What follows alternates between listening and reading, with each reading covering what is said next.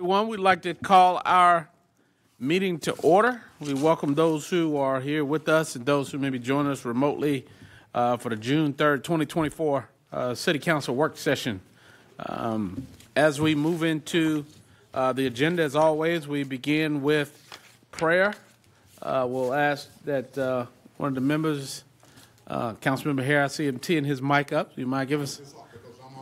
Yes, sir. All right. So if we could, Councilmember Hare, pray, and then we'll do our Pledge of Allegiance.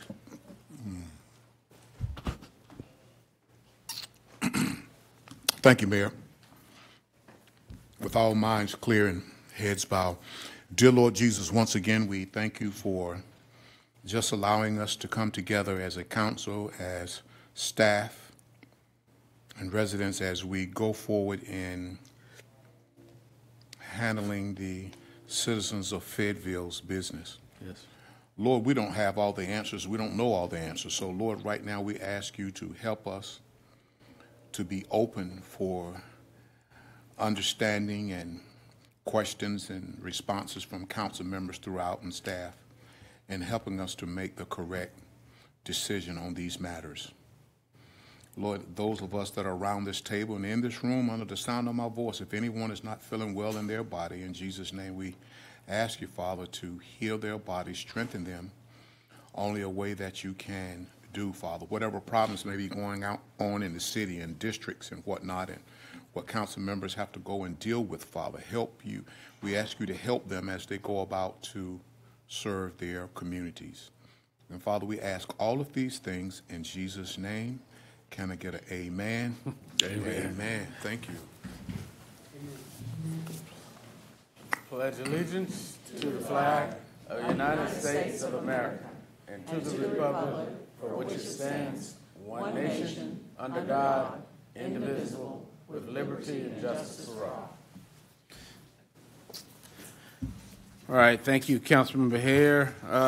Council, moving to the approval of the agenda. Been notified by the attorney that she would like a closed session. We can get that done on... Okay, yeah, all right. So thank you, Councilmember Davis, and we'll get you to put that in form of a motion. So a motion to go into closed session. I move that we Can we do a motion to approve the agenda, and then we'll come back with add that. Madam Attorney, do we need to add closed session? No. Sir. Okay, all right. So there's a motion by Councilmember Davis to go into closed session. Is there a second by Councilmember McNair? Any discussion? Those in favor of going into closed session, show of hands. All right. And, it's unanimous. I guess we'll move over. Councilmember Davis, if you could just add to your motion the purpose. Mm-hmm. Yep. I move that we go into closed session for attorney-client privileges to discuss city versus the state of Jada Johnson. Okay. So let's shift next door, and we'll be back as soon as possible.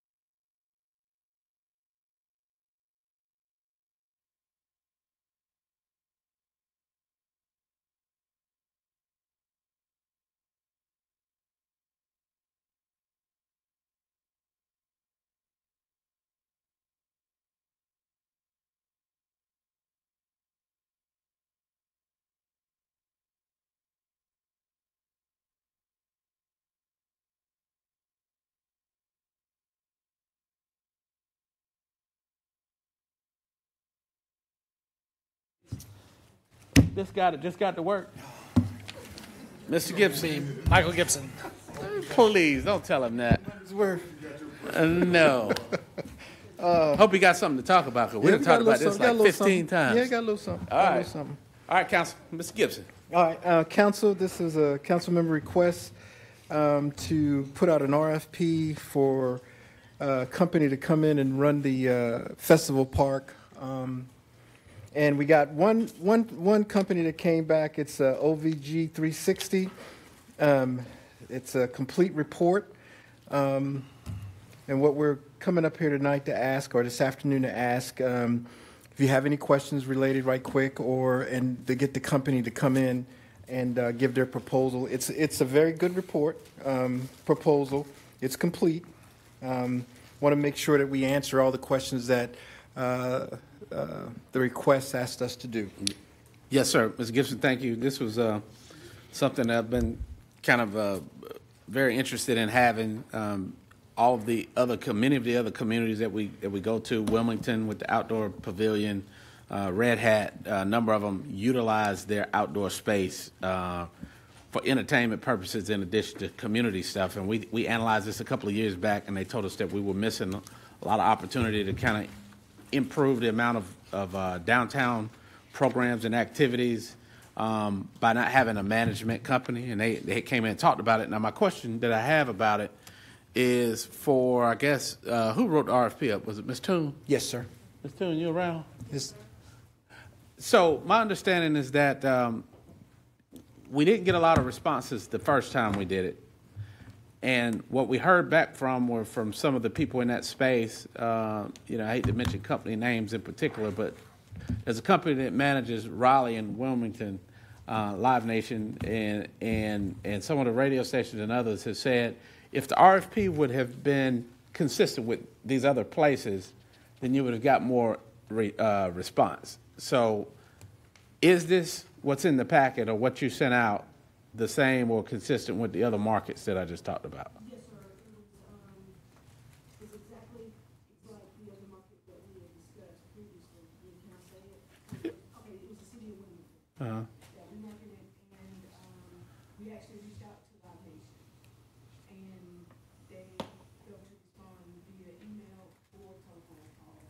We worked with, we knew that Shuli had a direct contact, so she reached out to us also, and the response was that I guess they was not interested.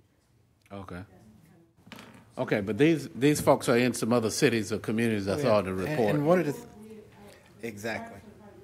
They work with the partnership with Live Nation. And so that was another thing that was mentioned to us, that they did not want to be in competition. Okay. That's exactly what it is. All right, Council, any comments, questions? Oh, I'm sorry. Yeah. I'm thinking we're still over there. Councilmember Green, sorry about that. I have some questions. Bear with me a minute. Go ahead.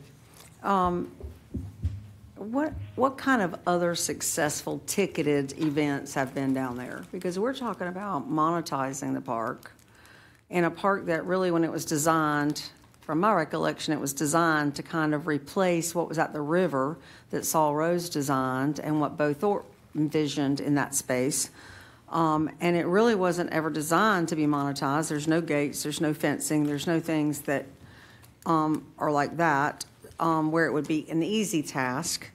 I have a little bit of concern about if the fire marshal has kind of signed off, and what would he say about egress and ingress for ticketed events, because then you're talking about having to manage people moving in a case of emergency, and if you've got things set up in place. So that was one of my other kind of segue questions.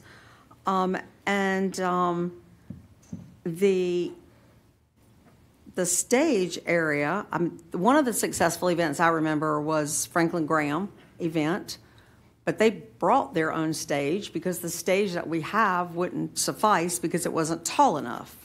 Our stage, I think, is 25 feet in the front and 19 in the back, something like that. Roughly. They typically need to be about 35 feet to accommodate everything. We're limited on getting behind the stage. The buses can't get back there, trucks can't get back there. We got one vehicle at the time. So I have a lot of concern about this site.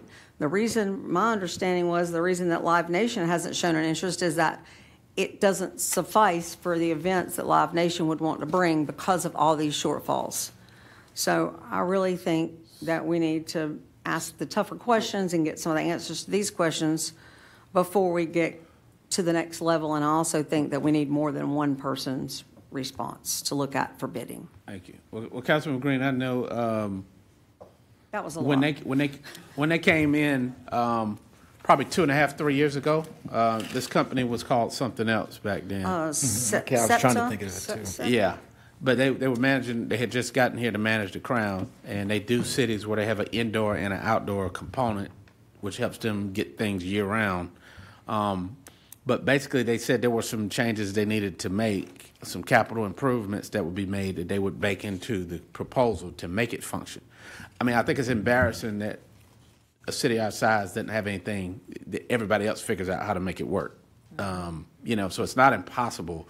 I just think that we set this up like we did so many other things to where we use the tax dollars just to make things work for certain things and not monetize it. And they're showing that they would run it, which is, now if this was sending this over to Michael, I'd share a lot of those concerns, but they're saying here in their projections that they would run it to make money, and they're in business to make money and just give us a portion of it, which is kind of how the baseball stadium was, you know, similar conversations about it. But I do know they analyzed it, and Michael may could speak to the specifics of some of the concerns, but I know they came on site and spent, several days down there. If you can't get the shows here, how are you going to make money? Well, I don't think they would have bid if they wouldn't get it. What do you mean, their inability to get the shows? Well, I think that some of the shortfalls and them being able to come As here. is, correct. As is. Yeah. But you're talking about probably $3 to $5 million that are needed in upgrades to that facility. Mike, you can speak to that. Did they give Well, us? yeah, that's one of the things that I would suggest if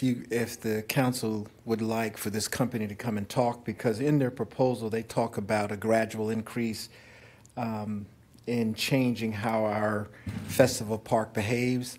So I think it would be interesting to see what they would come and talk about, and you could ask these questions to see how they see us and what market we would be in. You have A performers, B performers, C performers, to see where we would fall as far as the kinds of artists we could get here on a consistent basis based on the way that they treat other towns and facilities. So I think it'd be worth them coming. And I guess my other concern is about the local people that use it now. Yes. What kind of impact is that going to have on the annual events that we do? Yes. Is it going to cause them to have to pay more money?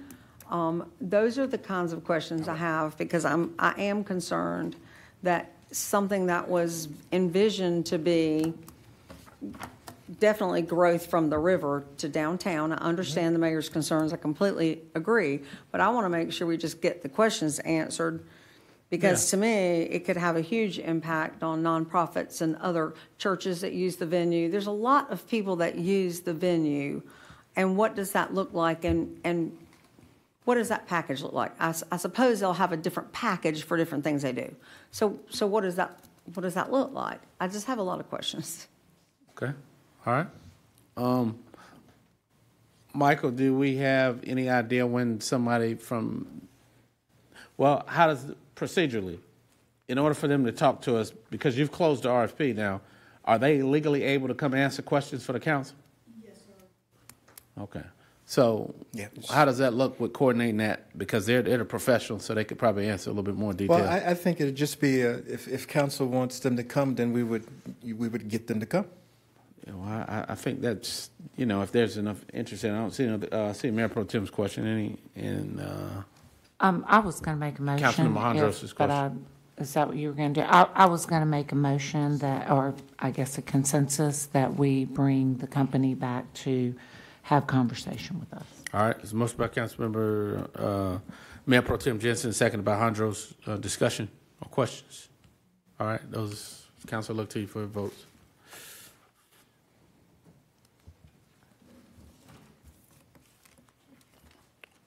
10 out of 12. What is that? That's including you all, Jennifer? I saw the votes for 10 out of 12. So. Okay. Yeah, it's before that. All right, motion carries. Thank you. Mr. Gibson, moving to 5.02, resolution authorizing lease for Cross Creek District PD. That'll be Keisha Parker. Miss Keisha, how you doing? Good. She always got a smile. Even when you come to deal with us, you're smiling. If you're not happy, what are you? You know? That's right. I'll just give a little rundown of this. This was the lease that we brought to council last week for the substation that is located on Rayford Road. We have had this lease in place for 10 years now. The police department has requested that we renew the lease again for the next 5 years. The lease is for 4,200 square feet of office space, 1,200 square feet of an outbuilding, plus the parking. It is not the entire building that we lease, but they do plan on using the building continuously for the next 5 years.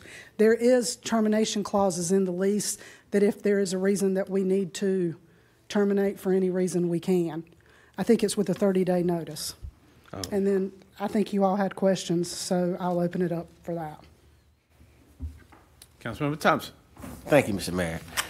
I just want council to be aware of, as we talk about budget time and how we spend our money. I brought this to this work session because I think we need to be good stewards over what the citizens entrusted us in, and that's in their funds. Having spent almost $1 million in 10 years and almost another $500,000 in the next 5 years of a building that's not going to go anywhere. I don't think we're going to lose any of our stations, whether it's going to be Cross Creek, Central, or Campbellton, within the next 20 years. So why would we rent for the next 20 years? As you was telling us previously, Mr. Mayor, how we need to be forward thinking, I think it's paramount that we try to do what we can to reserve some of these funds and use them otherwise, and try to collaborate or coexist, whether with maybe, I don't know, House 4 for Central, or the Cedar Creek Fire Station for Campbellton, something under those circumstances, so we can start saving some of these funds that I believe that we're just throwing down the tube of renting a building of 4,000 square feet, giving them almost $90,000 a year. That was just mind-boggling to me. So I was just wanted to bring that to council's attention. All right. Councilman Thompson, I have a response to that. I see Councilman McNair had a question. Huh? Respond to him. Okay. Yeah, I mean, I definitely think everything that we do needs to be long-term thinking. I think there is some opportunity probably. You know, I've always said that as we build these new fire stations, that maybe there could be some additions added for some precincts if it has the similar coverage areas, and if we looked at that, or whatever we could do to kind of, you know, utilize our lessen our footprint and put more services in one place. Because we're at the end of this, I am a little more comfortable with this being a 5-year conversation, because it would take that time to build some of the stuff we've got in queue. I would rather see a 5-year lease than a 10, definitely not a 20. But I agree with you. If you're looking long term, and you can find a way to do it more efficiently, I support that. So, Councilman McNair. Okay. Actually, I was not on council when you guys voted to put that station there. Can you tell me a little bit what helped you guys make that decision to actually? I don't think I was on there either. You wasn't How long on have you there? been there? 10 years? 10 years. 10 years? No. Yeah, you were. What? Yeah, we did that. Well, I like where Somebody it is getting old. because it's in my district. Like, I don't want to get up to. So previously, the Cross Street District was housed at the Bonnie Doon Fire Station, and based on the fire station and knowing that they needed space and ultimately rebuilding for that station now, about 10 years ago, we relocated from there to the old Cablevision. This used to be Cablevision right there in the building that we're at, Time Warner Cable. As we broke out to district stations, we were looking at, it takes forever for me to get an officer from downtown station all the way out to the west side of Fayetteville. I just traveled out towards the VA center there the other day, due to traffic, it took me about 35 minutes just to get that far. So having substations out within the districts that they serve, it eliminates a lot of the time and travel time and response times that we have for those areas. So we chose that area because it remained in the Cross Creek District, and it came on the heels of us turning area back over in the Bonnie Doon Fire Station back to the fire department. Oh, okay, so you would say that would be the perfect spot for the substation? Well, something out on the west side. You want within that district. You want the community that's being served out there to have access to their captain, their officers, some of the detectives that they have out there. So yes, out there in that Cross Creek district, that is about center ways of the district, and ideally, is it a bad spot right there? It makes it hard to get in and out of sometimes during rush hour traffic. But ideally, it's in an area where it's in close proximity to everything out there in that district. All right, thank you, sir. All right. See any further? Oh, okay. Councilmember Thompson. I just thought of another question. Do we have any city-owned property that we can try to refurbish for substations? Not that I'm aware of, no. Most of what we have is vacant or is currently in use. Okay. Even where we've got our rec centers, do we own the land that surrounds it? A lot of times the rec centers are, Michael could answer that probably better than I could, but most of the rec centers are actually on school property. Yeah, Cumberland County school property. Some of our fire stations, we've utilized that way also. Mr. Gibson, we got any rec centers out west that's got enough land to, how much do you think, 4,000 square feet? That's nothing. I mean, we don't have any old rec centers out there, but not old, current, not. Well, I mean, we have some current. And you could add on if you wanted to, but I think there's a conversation to be had since this has been brought up by council, and we could delve into it a little deeper just to make sure that we're not overlooking some things out there that we could, make do. All right, Councilmember Thompson. Thank you, Mr. Mayor. Okay, Council. Any action needed? When do you need to sign? Let them know, Ms. Keisha.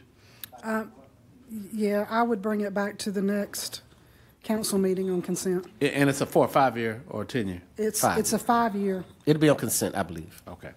All right. Thank you, ma'am. Thank you. All right. Thank you, Council. Moving to 5.03, micro grant program. That'll be Chris Colley, please. Mr. Colley, my man. How you doing? I'm going to be upset if y'all trying to get rid of this micro grant program. It was real successful. See, that's not your department. Our job is to do council's will. All right, so thank you, Mayor, City Council. We're here this afternoon to talk to you about our closeout of the 4 rounds of community safety micro grants and the successes we achieved and what we learned from that process.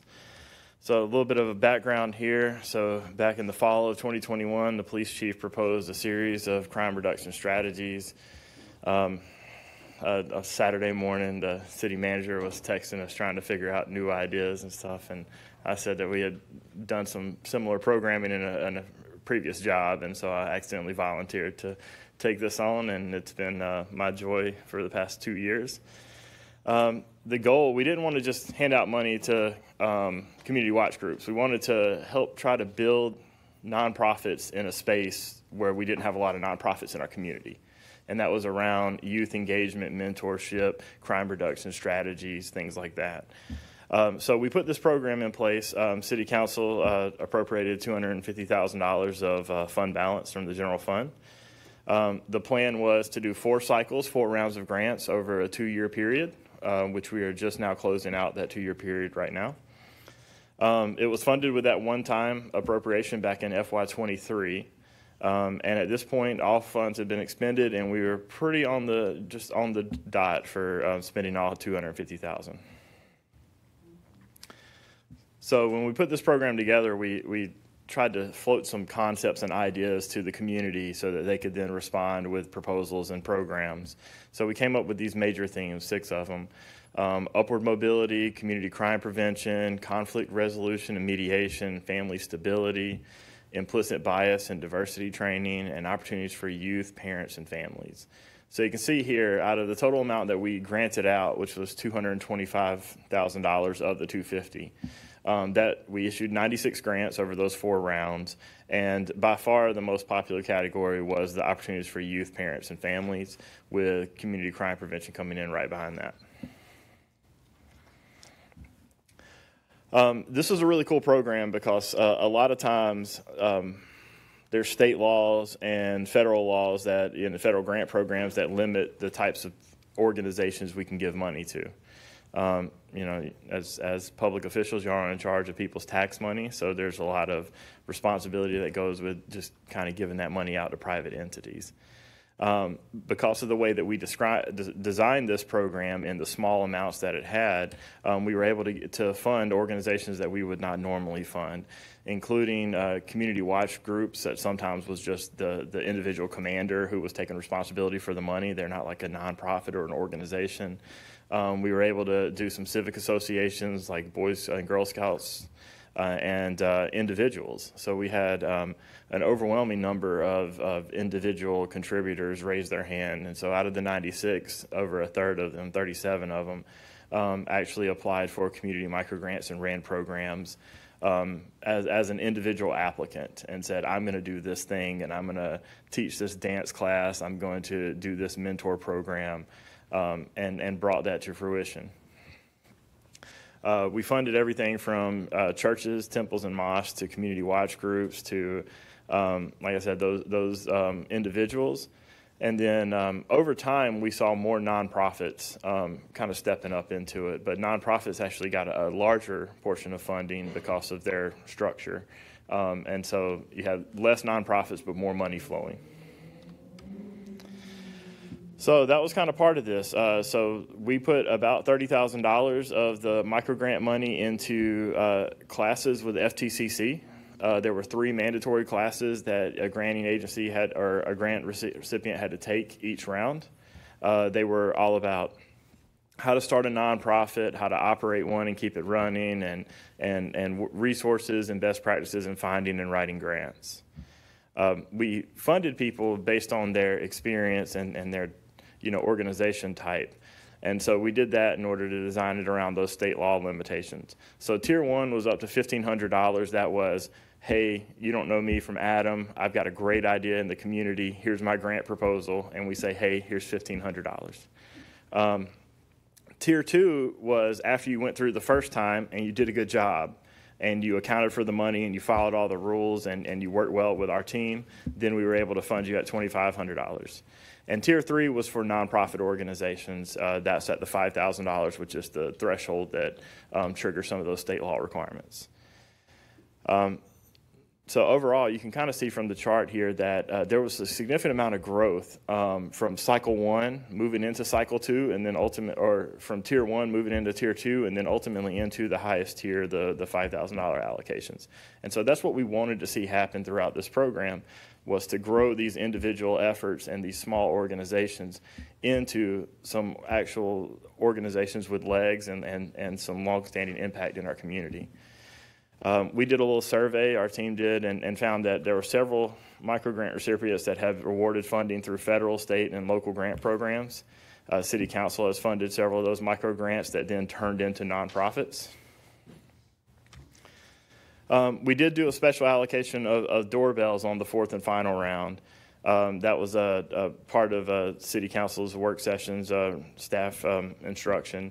And so we opened up the application, we redid our manual and some of our marketing materials to highlight the doorbell emphasis. And we got about 9 individual applications that we funded, totaling $27,000. Out of that, we resulted in 39 doorbell cameras, some socket sensors for outdoor lighting, and then light bulbs that turn on at night. So it wasn't just the doorbells that we got out of that. It was a little bit of, lighting up property and common areas at night in neighborhoods. So as the mayor alluded to as I was coming up here, we were asked to evaluate the success of this program. As I was throwing this presentation together the past week or so, kept coming up in my head, and this quote, that society grows great when old men plant trees whose shade they know they'll never sit in. Programs like this are hard.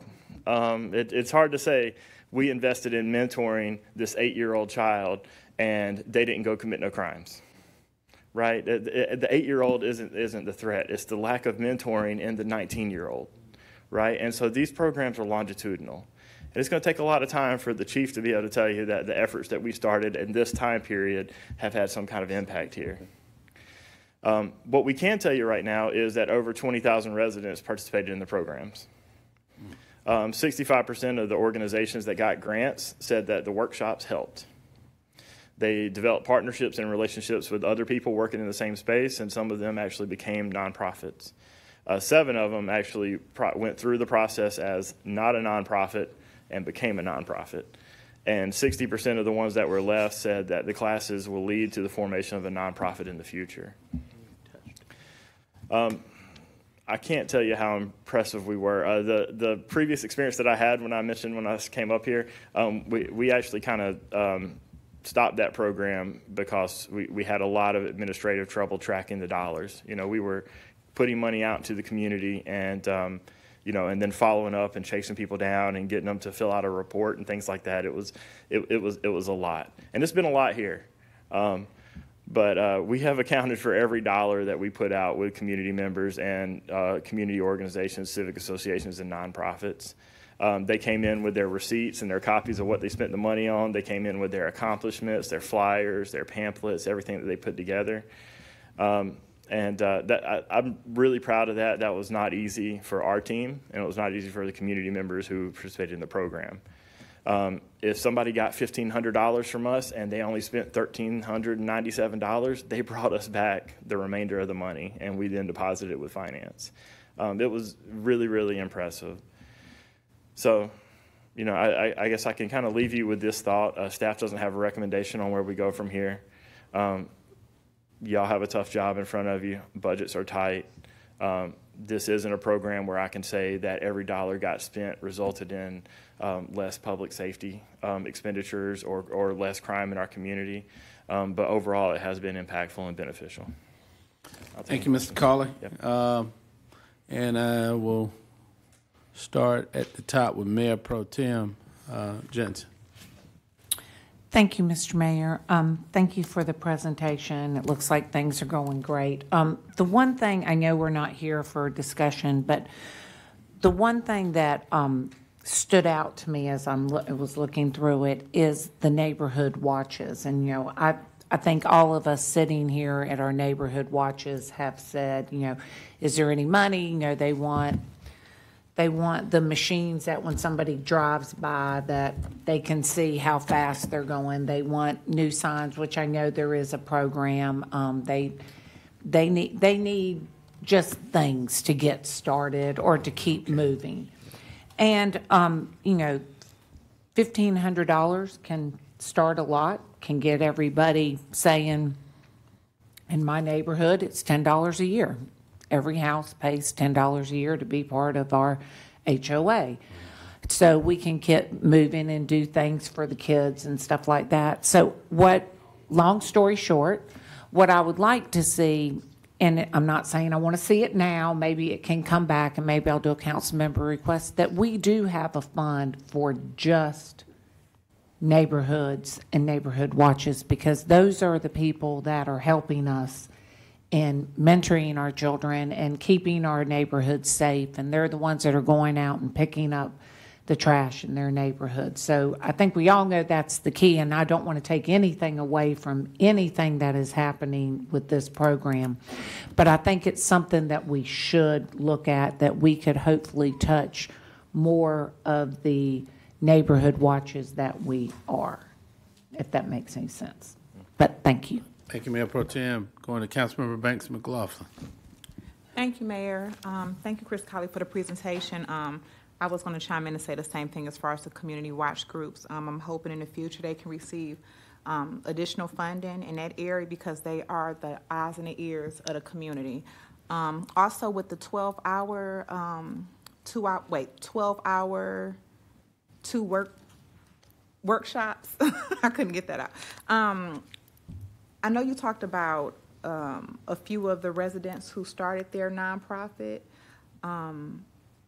roughly how many, you said maybe about 7 or so? Yes, ma'am. That started the non-profits? That's a great thing to hear, considering the grant amount towards individual was $76,000. So in the future, I would love to see some of those individuals that start the nonprofit.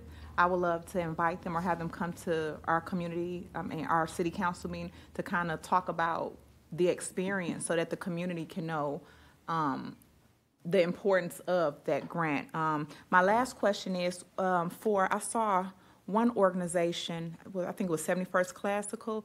Do you know what was the reason why they declined funding?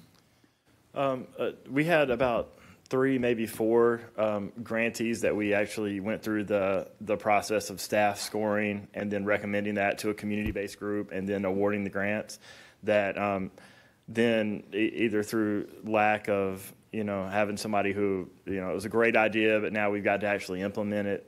There's a different reason for each one of the 4. I'm not sure exactly what their reason is, but we can follow up on that as well. Okay, yeah, I was just curious, since they were approved, why did they decline the funding? But again, thank you for the presentation.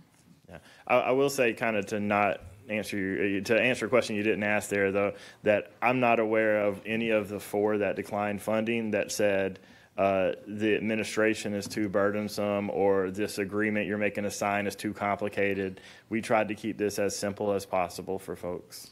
Okay, one more thing. So those who received the funding more than once, did they just do the workshop at one time, or each time they applied they had to go through the 12-hour? Yeah, so we excuse them if they've gone through it one time, but most of them actually took them multiple times and got something new out of it each time, even if it was just the networking. Okay, thank you. Thank you, Councilwoman. Councilwoman Benavente. Thank you, Mayor Colvin.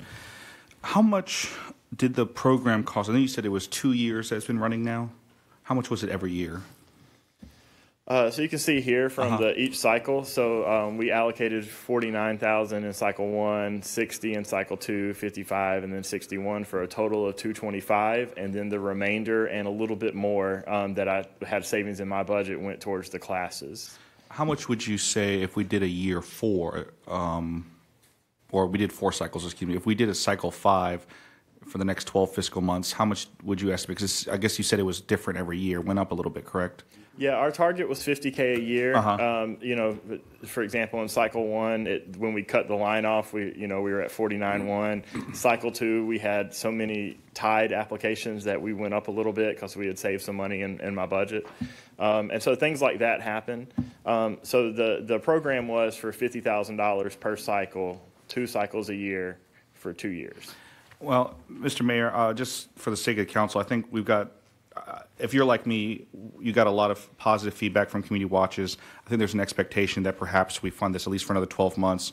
I know there was probably some different strategies we could apply, but I think if we can put in the budget $50,000 towards at least another 12 months, we can tweak it from there, but at least there's a floor, a bare minimum that we're doing and we can commit to. So that would be my motion once appropriate. Okay. Thank you, Councilmember. And I'll say this, I'll say I've got a couple more speakers. I'll save mine for last. Councilmember here. Thanks, Mayor. Councilmember Mario took my words exactly as far as the support of our council, support of our community watch groups. Very much in supporting. Hey, I don't mind even giving them a few additional thousand. Was there any way that you, per cycle or any time, that you showed where the positive results that came back, other than anyone just saying it, were you able to maybe go out and look at a few that received funding and to see what they had done?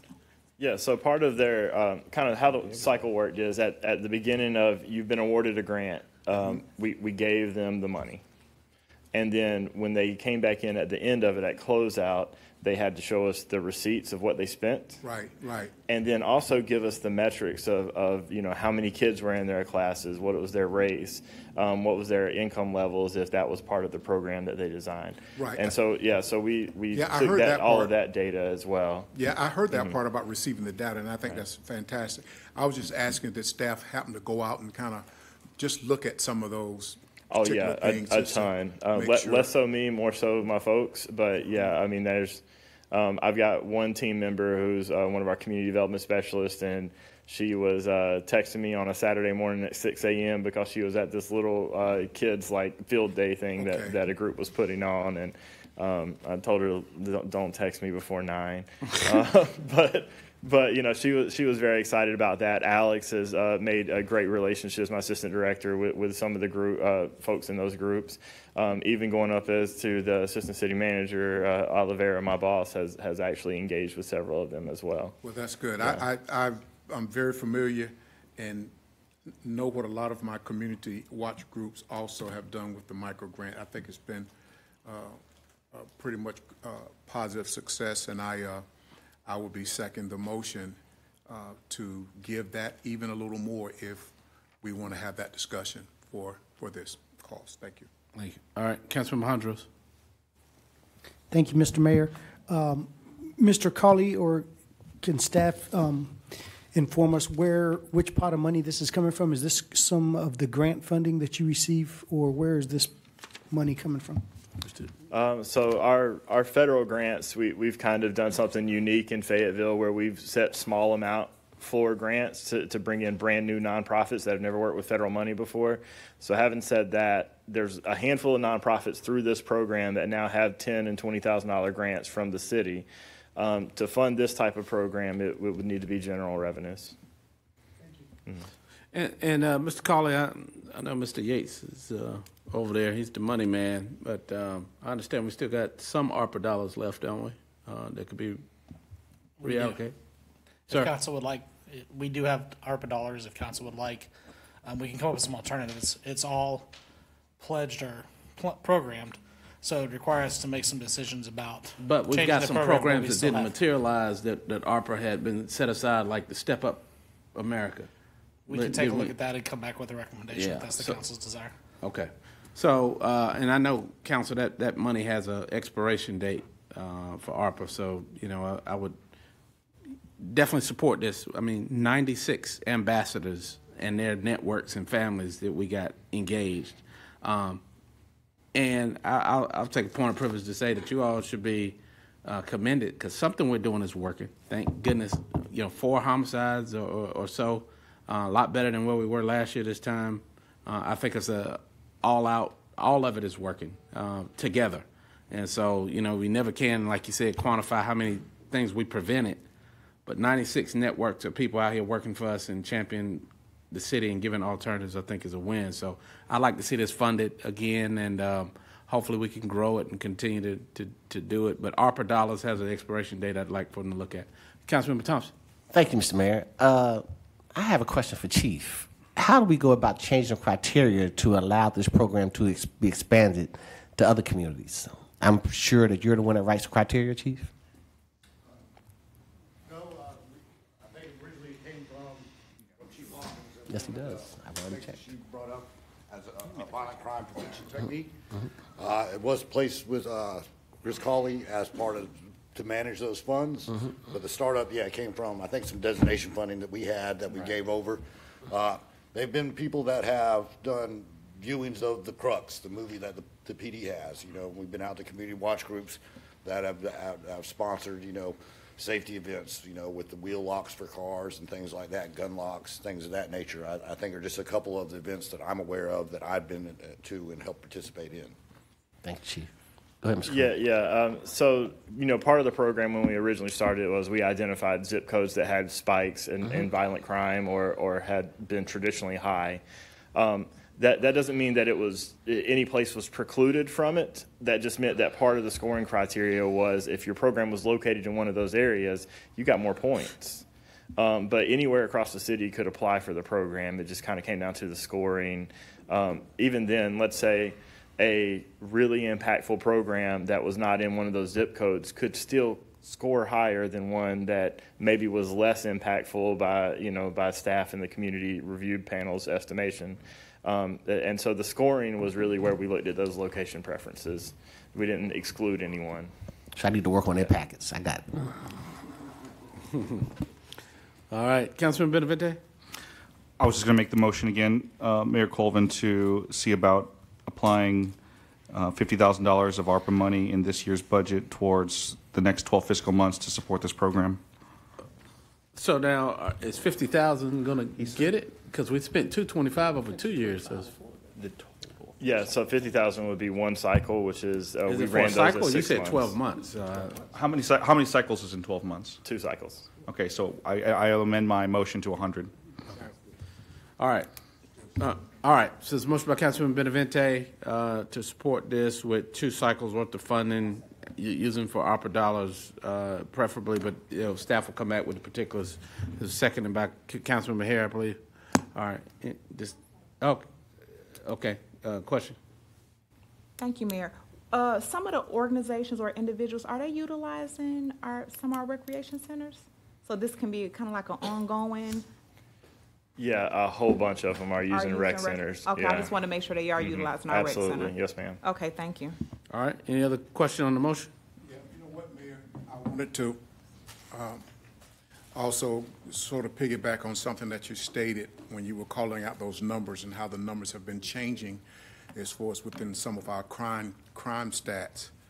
This is another part of that we can use in our toolbox that helps us. I mean, sometimes we get criticized, or certain times folk on the council or even in the community may criticize us for certain items that we use, but it's not saying that this one particular item does it all, but it's the whole group together that helps bring down the numbers of crime or whatever the case may be along that criminal activity. So this is another good thumbs up, and I'm happy to second it and to move forward with it. Yes, sir. Thank you, Councilmember. All right, Council, I'll look to you for consensus votes on this. Consensus vote. Who are we missing, Jen? Mayor Pro Tem Jensen, what you doing? What is she doing? Get my weekend back in folks this weekend. All right. Thank you, Mr. Caller. Good job. Tell your team, good job, too. All right. Council moving to 5.04 is Fayetteville downtown parking. How are you, sir? I'm doing wonderful. I've been hearing. Well, I'll ask you that at the end of this presentation. From them. This is a hot one here. All right.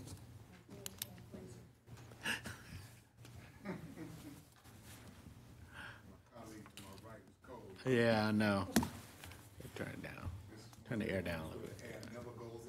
No, they keep it pumping, so we'll leave. Keep us awake. Good afternoon, everyone. My name is Brian McGill. I'm your City Traffic Engineer and Interim Assistant Public Services Director for Traffic Services. Council requested 2 things from Public Services. They requested us to review what would happen if the enforced paid parking downtown was moved from 7 p.m. to 5 p.m. for termination time, and they also asked us to review the metrics surrounding the Franklin parking deck, specifically the financial aspects of the Franklin Street parking deck. And so this is going to be a very short presentation here, but the on-street and parking deck volume is shown on the screens here. And what this graph shows is that 19% of for the most part, all paid parking is caught between 5 and 7 p.m. And so if that time period is taken away, then you're going to be losing about 19 to 20% of the paid parking, or the people that park downtown, they would no longer be paying into the program for that. We also have some other metrics on here, just talking about the overall numbers that we're seeing over the calendar year for 2023. But just 2 operational notes I wanted to point out here. If the time does change from 7 p.m. to 5 p.m., then to update the signs to reflect the new times, it would cost around a minimum of $1,000 just to change from 7 p.m. to 5 p.m. for in-house services. And as you already know, the downtown parking program, one of the purposes that we have it is to promote customer turnover for downtown businesses. The parking spaces that are in front of downtown businesses are there so that people can come in, they can shop or eat, and then the parking fees are there to kind of incentivize people to finish up and then leave to make space for other additional customers to come in and park there. During baseball season, many event patrons, they use City Plaza 1, Plaza 2, and the hay deck. But if parking times are adjusted, staff are concerned that people who are attending the baseball games, they'll park in front of the downtown businesses, walk to the stadium, and attend the game during the entirety of the baseball game, depriving downtown businesses and restaurants of patrons parking in front of their locations and forcing running the risk of those businesses losing out on potential customers who prefer to park directly adjacent to the businesses. And then with regards to the 19 to 20% of the day's volume being captured inside of that 5 to 7 p.m. time block, that is kind of a peak time for paid parking services, and that would impact the finances of the parking program. Regarding the finances of the parking program, I will turn this over to ACM Yates, who can provide better information surrounding this.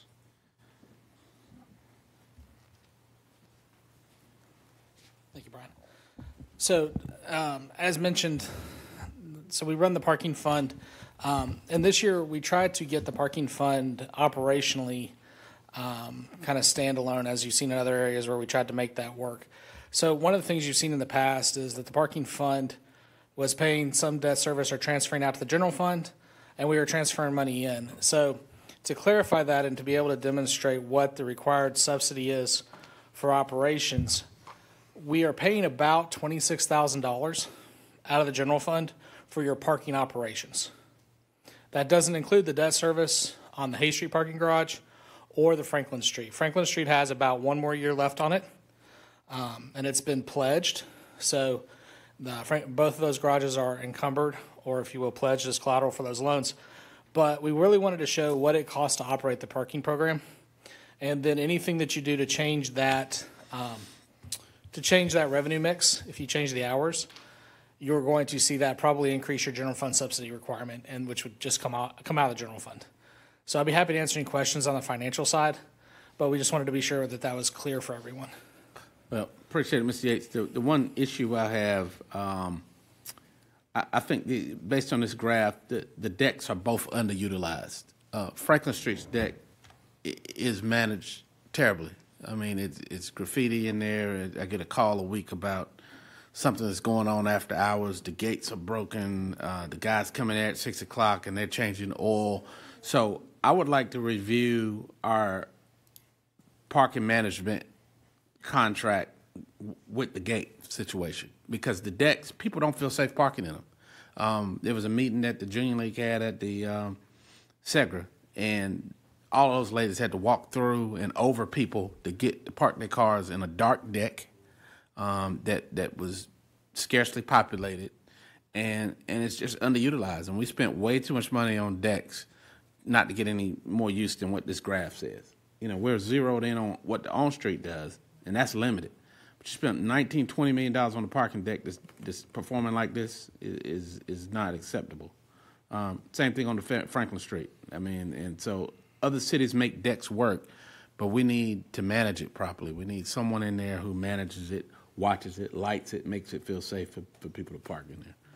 So that's something I had on it. And if it's the council's pleasure, we could bring that to a future work session if you'd like. The contract? Yes. Yeah, because I was going to put in a request for that. Yeah. All right. Council, any other? Who pressed Doug's button? Is he here? Oh. All right. Councilmember Hondros. Thank you, Mr. Mayor. I'd like to make a motion in consensus motion to reduce or end the paid parking Monday through Friday at 5 p.m. and then also do that in effect July 1, and then also when we get back from our July retreat to take a look at the beginner process where we review the entire paid parking program. All right, there's a motion by Councilman Hondros. That's a second by Councilmember Davis, whose district this is. Any discussion? All right, look to you for your votes, Council.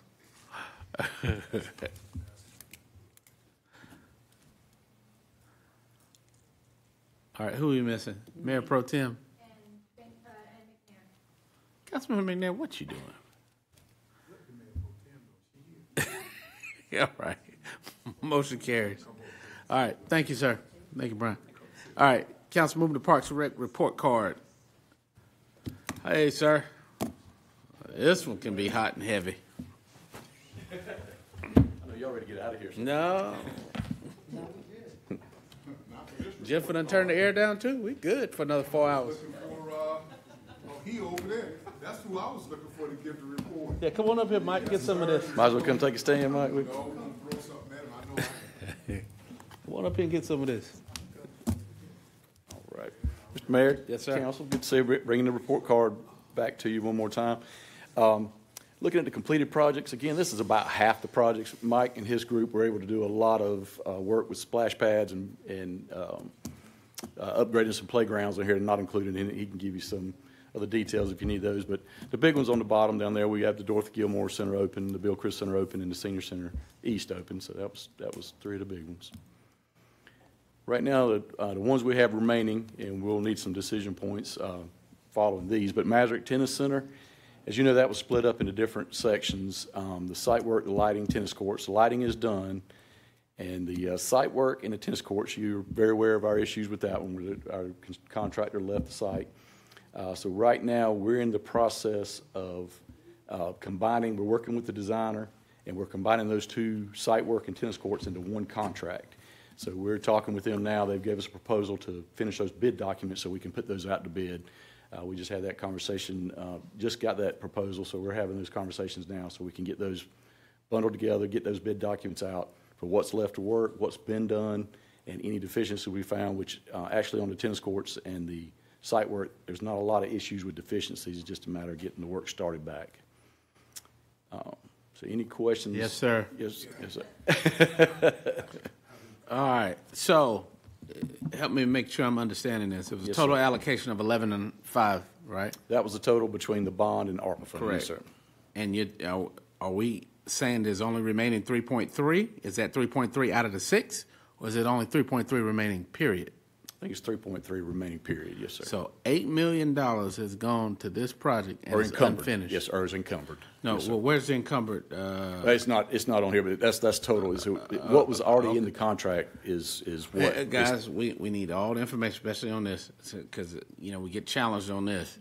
So if it's 11 million, need to know what's spent, what's in the bank, and what's remaining. Because if it's encumbered but not spent, what's the difference between that and the 3.3? Mr. Yates, you're the money man. If you have an active contract, the point of the encumbrance is to, that's your commitment, your obligation under the contract. So until that contract is released or alleviated, for all intents and purposes, that funding is spent and committed. So from a perspective of available funding or appropriable funding, which council could take action on, unless you liquidate the contract, that funding wouldn't be available for use. I'm with you. So it's set aside that was going to go with the contract that is not being fulfilled at the moment. So what is the amount that's set aside remaining in that contract? So what you're saying is you've allocated it to match the contract obligation. Correct. All right. And then there's another 3.3 remaining for this project that hasn't been used or contracted. Correct. Or encumbered. Correct. All right. So where's the number of what's remaining in that contract? What's left in the contract for the tennis center and the tennis courts themselves and the site work is a little bit over $700,000. That was what was left in that all contract. $8 million is gone then. Wow. So if we had 11.5, we had 3.3 that hadn't been encumbered. That means $8 million, and you're telling me all we got is $700,000 left In those two contracts, yes, sir. Yes, ma'am. I think Michael needs Yeah, Michael, you definitely. That's not what we heard at the. Because that's a different number than what we got before. No, I think what you're trying to do is the building was never in the original contract that you're talking about now. Yeah, the building itself is a separate contract. Right. Yes, sir. And that's on the next slide. There you go. There was four Let's do it separate this way. contracts. Let's do it this way. I got you what you said. There was site work. Right. There's That's lights. that's one There's contract. the tennis center, and then there's the building. There's the building, yes, sir. So- The tennis courts themselves and then the building. All Yes, right. So the contract that addressed this right here, because you don't have the building in this. So I'm not even talking about the building. Gotcha. The contract that addressed this, which this slide, how much money is remaining in that contract? From what I understand, is 700, a little over, it's like 715,000. There you go. And now, was the building amount figured into the 11.5 million? Yes. Yes. Okay. How much was the building contract? There was no building contract. There was a budget, and we had about 2.5 million for the 6,500 square foot building. So 2.5 million for the building. Yes, sir. The building came back over Is that budget. 2.5 included in this 3.3? Yes. Yes. Okay. That will come out of that 3.3. So, Yes, sir. okay. So really, it's about 400,000 to 500,000 that's in question. So, I mean, yes, sir, million. you're right. Million. Yes, sir. 4 to 5 million. Yes, sir. Counting the total with the ARPA, and yes, sir. And it's deceiving amount that because of the contract, the way we're tracking it, because of what's left So in roughly, in the contractor has drawn all but 715,000 of the 4 million. Correct. Roughly 4 million. Correct. And what percentage of work has he completed? They were two separate contracts. It was Gotcha. about 75% of one and about 20% of the other.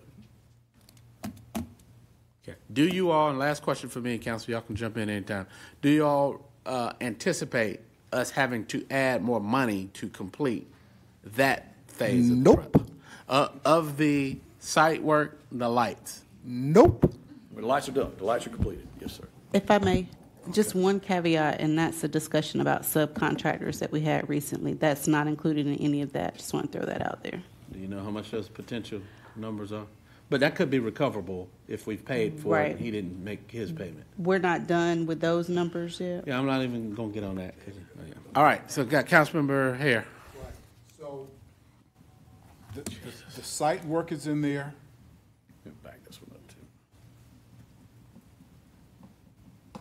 The lighting, the courts aren't, right? In the 700,000 that's left? Yes, sir, it is. It is. Yes, sir. So re-answer the mayor's question. For us to complete the project, do we have the funding? Yes, sir. We feel we do. Yes, sir. Okay, and that's a total of, once again, how much that we have? If you look at what's remaining and what we have available, roughly close to about 3.9. Okay, I said 3.2 with my numbers. Okay, but I'll take the 3.9. Okay. And unfortunately, until we put them back out for bid and actually have the bids come back, we're really not going to know that exact number. We can estimate, and we work with our designers and make sure they try to fine tune those numbers for us as best they can. But until those bids come back, we won't know that exact amount. You say the bids are out? No, sir, not yet. Okay. Yeah, we're working on those. Yes, sir. Okay, so what we're working on with the bids is exactly what is left to be completed.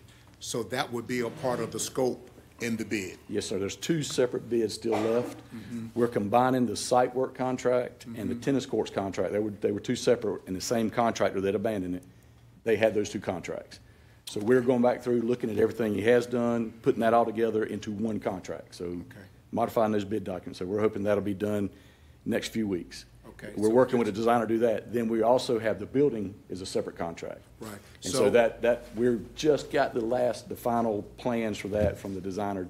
Actually, I think it was this morning.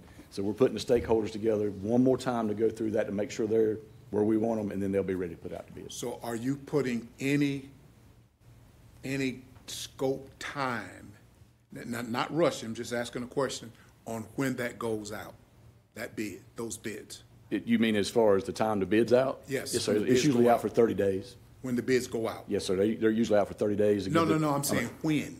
When do you see that they're going out? We hope the tennis courts, it really depends back when the designer gives us back. So we hope within the next 3 to 4 weeks that that'll go out for bid. The center itself, like I said, we just got the final plans on it. So once we review that, hopefully in the next 2 weeks, we'll see that one out. Okay, that's not sounding bad with the money part. I hope. Well, Michael has said nope, nope. He nope. did. He did. We won't So be when you coming come back ask for some money, it's going to be nope, nope, nope. Okay. All All right. right. He out there playing on rocks. I'm ready All for right. some Well, you know, this pickleball. tennis community has been waiting on this for 7 years. Mayor Pro Tem Jensen. Pickleball community, sir. I'm one of them. So, thank you, Mr. Mayor. So, just to give a little bit of history about this, and I know that this is, everybody is waiting very desperately for this to happen, and it's going to be phenomenal, but I think we need to put things into perspective. When we were building, when we sat here and did this Parks and Rec bond, $6 million was supposed to go to the tennis center. Life changed.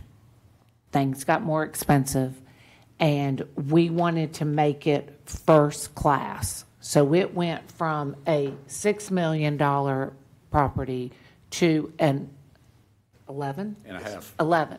And we did that with some of our ARPA funds, 'cause it was one-time money. This is going to be a first-class tennis complex. And sometimes it takes a lot of mishaps to get to where we want to be. And if everybody can remember, the Bill Chris Center is such a success. But we did have a few, we always have bumps in the road.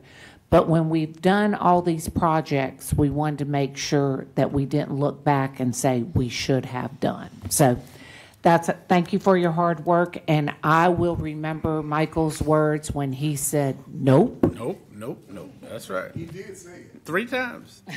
That's all right. When All y'all right. cutting that ribbon, it'll be worth it. All right. Any other questions, comments for them, Council? We still got a couple more to move through. Oh, yeah. From the Got so matter, from the excited tennis on center. that It's just a one. tennis center, so all right. So Mabel Smith, and as everyone is aware, this is the same contractor that abandoned our project. So unfortunately, we are at a stop right now. We're at a spot now where we are. We've gone through, had the manufacturer come through, do an inspection. There was no major issues. There's several critical things that have to be corrected, so we're putting those together in a set of plans. Mike and his group would value engineer some things that were in the interior to make sure we can get it in within the existing budget, change a few things to make it easier. So right now, we are finalizing those plans to put them out for bid. We're actually doing that in-house and just need a little bit more time to finish that up, but we're hoping they'll be out for bid in the next week or two as well. All right, Mr. Stone, Councilmember Davis, and then I have a question. Yes, sir, Mr. Davis. Yes, thank you, Mr. Mayor. Do you know the expected date for the finishing the project? What we think, once we put it out for bids, it'll be about 30 days, and then that usually takes to get the contract signed back and forth between the city and the contractor, so that's about another 30 days. So we should be starting in 60 days, and we think it's about 4 to 6 months to actually finish the project. All right, my next question is, I'm going to ask the same question that was asked on the previous slide. Is there any more money that we have to add to finish this project? We don't think so, no, sir. Good. And you've already given us the reason for the delay is because of the contract issue. The contractor abandoned these sites, and it broke all of our hearts to see these things sit, no doubt. All right, thank you, sir. All right, sir. Need to back into these numbers again. So 2.2 was allocated. You're showing 27,000 remaining. That's actually just free in the budget, yes, sir. Okay, right. How much is appropriated but unused? It's about 700,000 that's left in that contract. What percentage? It looks like they're about 50% or so. They got to dry it in. So they Yes, sir. Yes, sir. Okay. And like I said, the big concern was there were some problems that we saw internal, that they had some deficiencies. They couldn't pass inspection, so we had the manufacturer come in, and there's nothing major. It's no major thing, just some small things they need to correct, and we're not worried about it. So hopefully it'll be able to hit that pretty soon. Okay. All right. Next one is the Cape Fear River Park. I just put this slide in here. This was our Moffitt Nickel opinion of probable cause. If you remember, we had them here back in '22, and the full build out was $9.2 million. And I just want to put this in here. So part of this was to phase this in different phases and look at what we could do, knowing what our existing budget was. So they came through, and here's a list of things that were part on the south end, and then we got a next slide will show the north end. The things highlighted in yellow are the ones that originally the designer felt we could do within our existing we're looking at about $1.7 million worth of construction. And so this is what they were saying we could do. Then they also recommended their blue highlighted were some things they recommended. Where we're at right now, and I'll go to the next page as well, and we'll need your guidance to make sure this is the direction you would like to go with. But where we are right now is that we have engaged Moffitt and Nickel again, and so we're taking these concepts so we can start putting them in bid documents. And as we finalize these plans, that will let us know there may be, again, these were a few months old, so and we know how fast the construction costs have escalated. We may have to tweak these as we go, but most of this is so we can fine tune these numbers. So we just want to make sure everybody was comfortable, and I think this is what we brought before, and it should be no surprise, but the items you can see here were the parking, main entry, part of that looping trail, the formal lawn for small events, part of the Cape Fear River Trail to join it with Mike's existing plan. The river overlook was just that piece overlooking there, and then the amphitheater. In my opinion, the amphitheater will probably be something that would probably be a little more expensive now than what they proposed. Again, that's a back and forth to get where you can see the amphitheater. It's a beautiful concept, but I'll be very doubtful if we'll be able to squeeze it into this budget. First side. And then, of course, the south end, I'm sorry, and this is the north end, that remainder of that looping trail, and then the Cape Fear River Trail, you'll see it from that side. But So, do you have a question for you on this? Please. I know in the original Parks and Rec bond, it's been a while. We've got a timeline on that. If I remember correct, these guys, you're saying what's in yellow.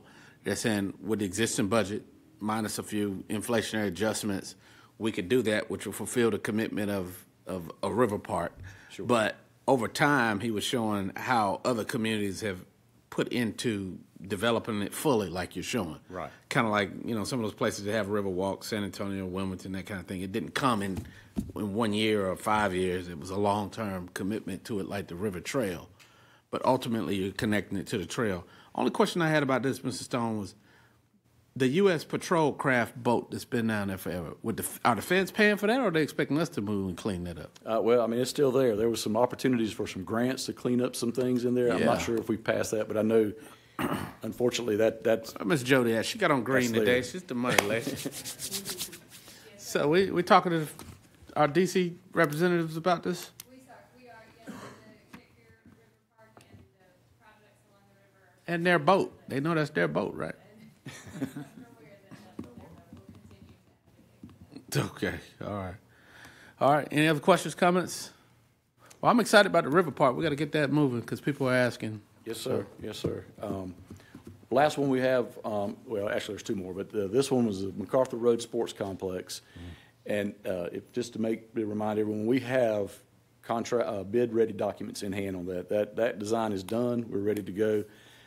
We have, as you remember, we applied for a grant through the Department of Defense. We were not selected for that one. So looking at the full build-out is around 19 million estimate. What you're seeing here is 13 million. There's a couple more wagon wheels that complete this in total in that north corner up there. Right now we are speaking with Fort Liberty. We talked with them a little bit. Maybe there's some opportunities there for them to do some training type work where they have groups that do some of the surveying type work and some of the clearing. So we're talking with them about maybe some opportunities there to partner in that and maybe bring that price down a little bit as we look at this as well. But so right now this one is just sitting. Right now we have in the remaining budget's 2.8, a little bit over 2.8 million, and we have bid ready documents completed. So part of this is just looking for some direction on this, what we think is the next steps. We have the original MOA that was signed with Fort Liberty that is moving back through. It has some extensions in that for us to make sure we meet what their desires are. But So, Mr. Stone, on this one, you're not able to break that off into separate contracts like we did the tennis center? Well, I think we have learned our lesson from breaking the tennis center in so many contracts. So We have just had a do lot one. of issues, yes, sir. We have had Okay. a lot of issues just with the coordinating with that one.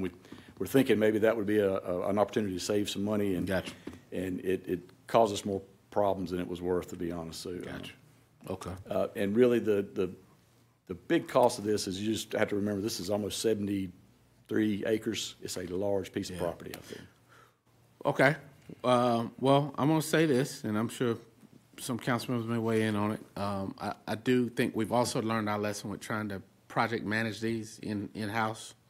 I think that's going to be a upcoming discussion.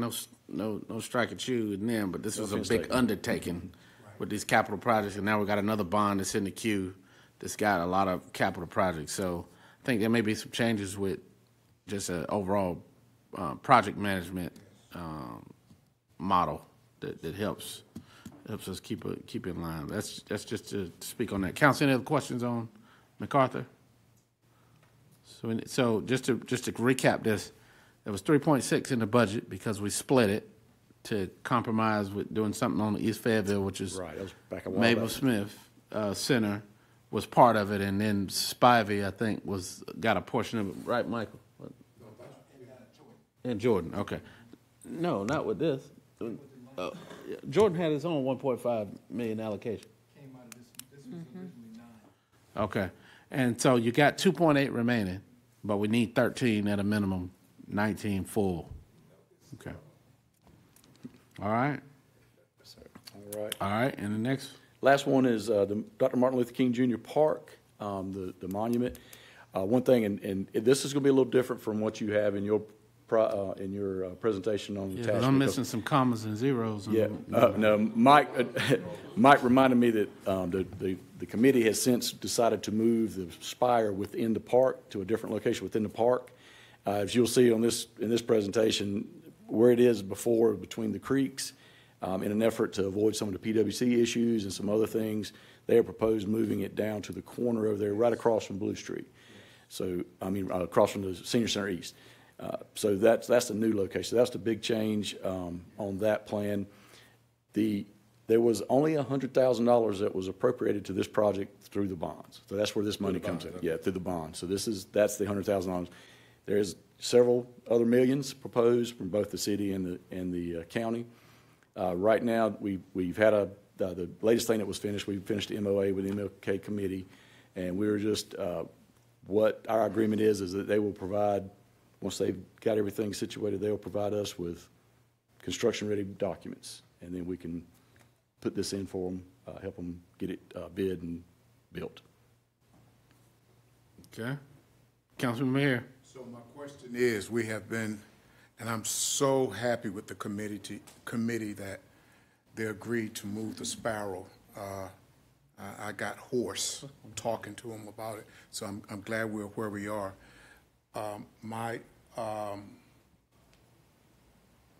The funding that they have with what is to be done, and I know that you may not even be able to answer that because you're waiting on your construction designs. Yes, sir, we're waiting on them. And that's something that we have been waiting on for how many years? So is there any way that we can help them once again and apply some pressure? Well, you don't have to apply the pressure. Since they've made this decision, they've also entered into a contract with a high-powered architectural firm. We're waiting to get those documents. ACM Lindsay has sent them a document saying that we want to do another pre-TCR meeting so that they can bring that in. But they're fully on their way now and they're moving. So this is tremendously value here. Great. So we don't have to really worry. We just have to make sure that as they step forward, we just make sure that they're stepping in the right direction. Yeah, and we have enough. They have enough. Oh, definitely, easily. Funding resources to really move forward. Yes, to bring it to the city so we can put it out for bid. Yes, they do. With a little over 7? Isn't it a little over 7 million? If you combine every dollar that we have, yes. Yeah. Okay. From the county as well. Yeah, the county from us and the state. Yeah. Yes. Okay. Thank you. All right. Any other questions, comments? All right, Mr. Stone, you survived. Yes, sir. Yes, sir. Thank you so much. All right. All right. That's not all, Mayor. Okay. No, I asked, I sent an email out, and I think he's coming back this way. Thank you, Director Gibson. I asked Director Gibson if he could come today, please. I know this is not bond, but just to, bond funding, but just to give another update on where we are with the access Masoret Park from Murchison Road. If you could just kind of give us a update. I've got people that are listening about that, and I know it's not a part of the bond. That's why it wasn't a part of the report card, but I want us to please start including that on some of the report cards. So please, sir. We're in a good place. Yes, sir. The FAMPO funding, we're going to be sending some talented people to go see how that money is to be used, and moving forward with a design, so that we can make sure the trail is in the right spot. We do have our architectural firm who've been working with it. You're going to see some stuff when you come back from your July vacation on wayfinding and the Glenville Trail, and how we manage those fundings from the state funding as well as what we get from FAMPO. So we're well underway. Hopefully, we'll work with Kim Toon to make sure that we do the design, get the architects. That'll go out first, and how we navigate through all of those wetlands to bring that trail back up onto Murchison Road and connect the two to come downtown. At our last, or one of our last meetings, there was it a feasibility study, was it? Yes, it was. Okay, and tell us, any progress, and after that, if possible, could you send out to council, especially to me, but if you would send out to council, just a little progress report, something that we can have in front of us, other than what you're just telling us by ear today? Well, the progress report that was given a few months ago, council approved that, so we can send that back out. Please do. The next one that you get in August will just be an update as to how that looks and what we're going to do. We're going to have some visual aids for you to see how we mark and wayfind the trails. Great. And in that conversation, we'll know exactly how much funding we have, what the estimates on cost to bring that trail from Mary McDonald, and how we navigate through to get out onto Murchison Road, and then hang that left or hang the right onto Filter Plant to come back downtown. And where are we with the surveys?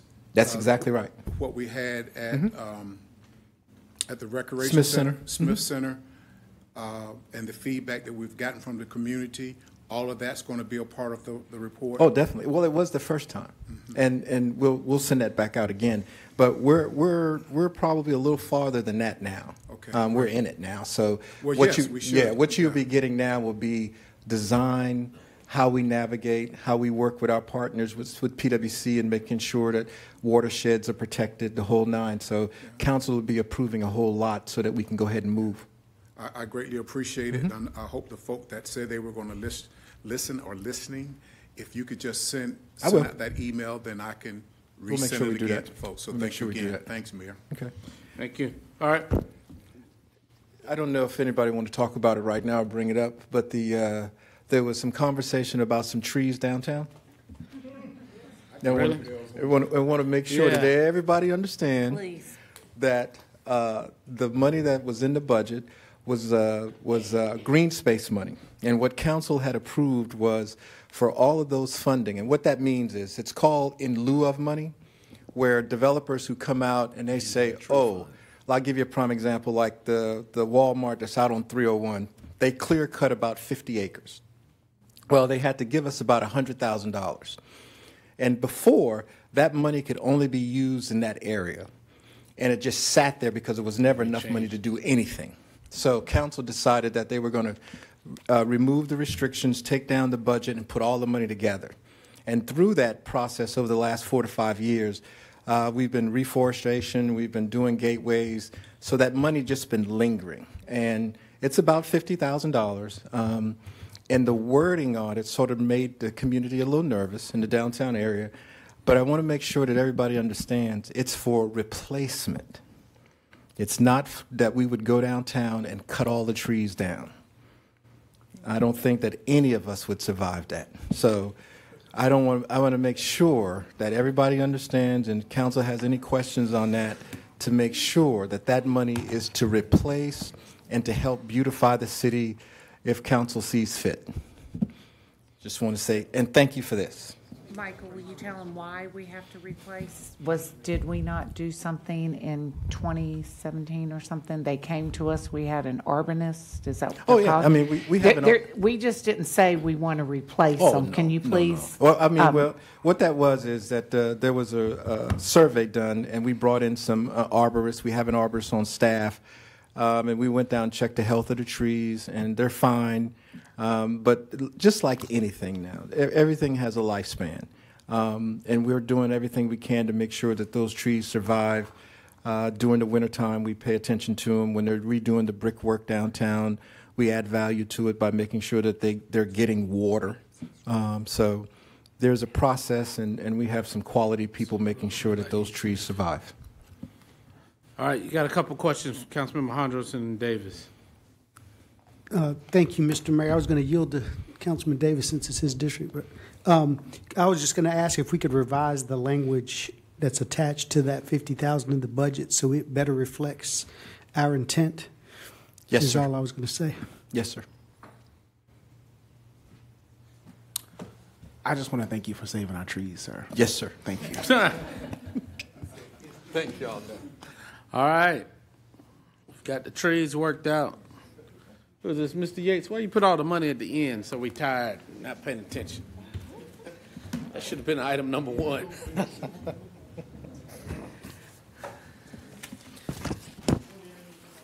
Last item. And that's the rain. So it's, yeah. Yes, sir. Woo. All right, good afternoon, council, mayor. What we have for you today is just a small recap, and we will be looking for some consensus direction. As you know, we held our public hearing on Monday night a week ago, and that was the last hurdle, and so we're looking for some discussion around that. I have some questions I'll respond to, and then we have our parking lot items that, if it pleases the council, we can go through and look for some direction on that. And the thinking is around that would be, or is that once you kind of tell us what of those parking lot items we want to move forward with, staff will develop a funding strategy. Depending upon what they are, there's different ways to fund those. So if it's okay, we'll go ahead and jump into the questions. Let me ask you this, Mr. Yates. Yes, sir. Councilman Benavente's got a question. So have we finished? We still got another budget work session left. What section is to be presented there? All the sections have been presented. Okay, so the last one was the cleanup work session? So this is the cleanup, going over the final questions and the parking lot, and then if council desires another work session, but or if there's a special topic you would like to cover in more detail, but we have covered at the work sessions that we've covered all the components. So all those questions that we were sending you're about to go over those? Yes, sir. Okay. I will start with the May 20th, then I have some additional that have come in. So if you have, I put at your seat today a set of documents called the May 20th work session. And for the public at home, these are available on the city's website under Budget Chronicles. And these represent the questions that council had provided to us during the work sessions, as well as via email through the council comments or the council email. So the first thing was what were the police encumbrances carried forward in 2024? This is the listing. It was close to $3.3 million. And that included, most of that is made up of vehicles where we had ordered the vehicle did not arrive within the fiscal year, so we had to roll the funding with an open PO to do that. And that's what most of these represent, are open purchase orders, that contracts that weren't fulfilled within the fiscal year, but we had an obligation to continue on. And if you have any questions concerning these, just feel free to stop me. When will we have an update on potential subscription fees for Loose Leaf? Staff is working on a potential subscription program, and we can schedule that at a future work session for discussion, if that's the guidance. We don't believe there's enough time between here and the time that we would need to provide that costs and changes to the taxing office to get that program stood up in time for the fiscal year and everything else. But it'll be something we certainly can look at for the next fiscal year. Can the ARPA funding be used for alternate response? Can ARPA funding for the Office of Community Safety until the reval? And how do we ensure these funds are designated for the Office of Community Safety? The City Council has the ultimate authority over the budget. So when you give us direction and appropriate funding to a specific purpose, staff carries that out. So that's how Council assures funding goes to those places. I did want to point out, and this will come up also during the parking lot items, the $100,000, for instance, that you mentioned earlier on micro grants and additional funding for the alternate response. All of our ARPA funding is committed. So I don't believe at this point that there's any unallocated or available funding.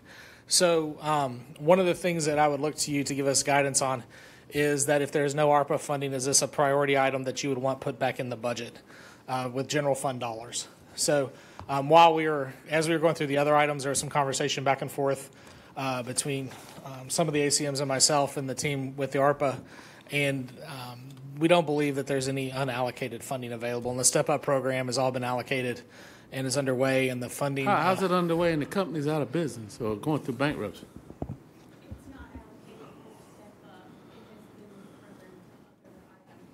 So when did that happen?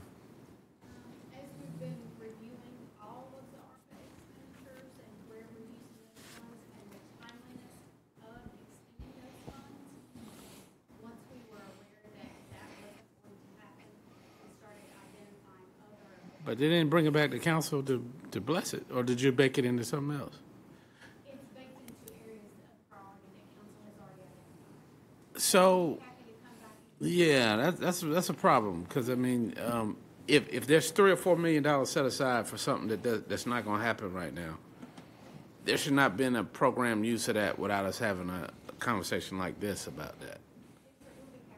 Yeah, because they were funding for those programs before the Step Up fell through. So I'm trying to figure out why we needed to take that money and to get other uses without us being involved in that.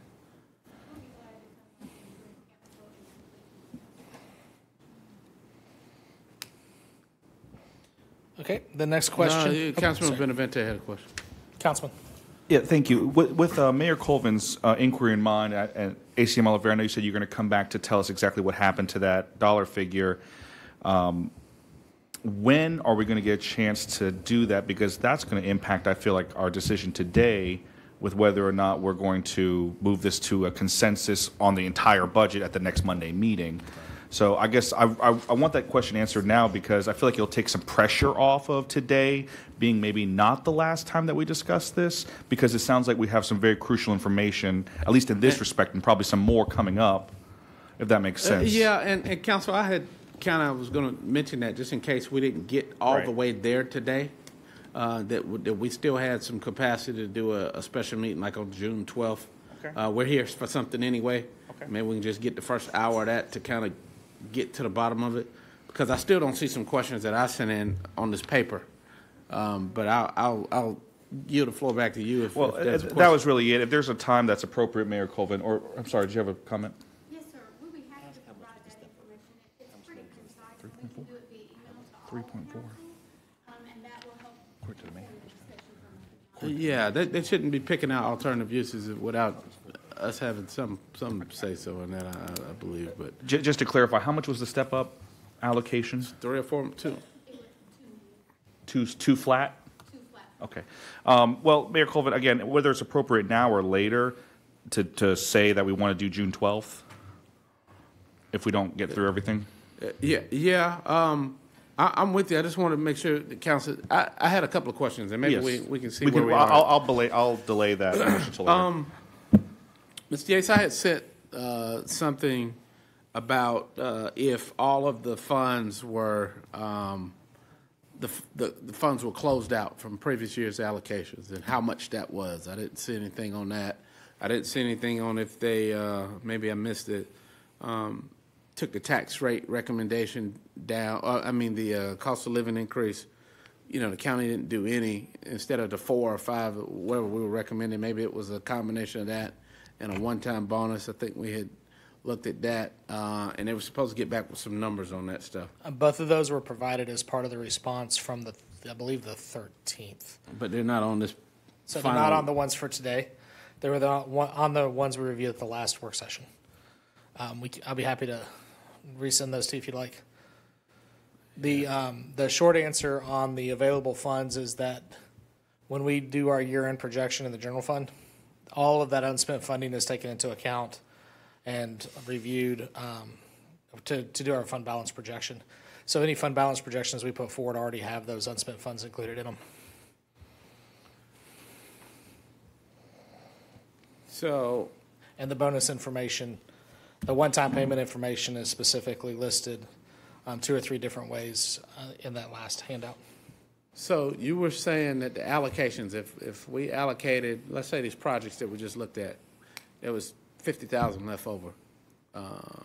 It was allocated but not used.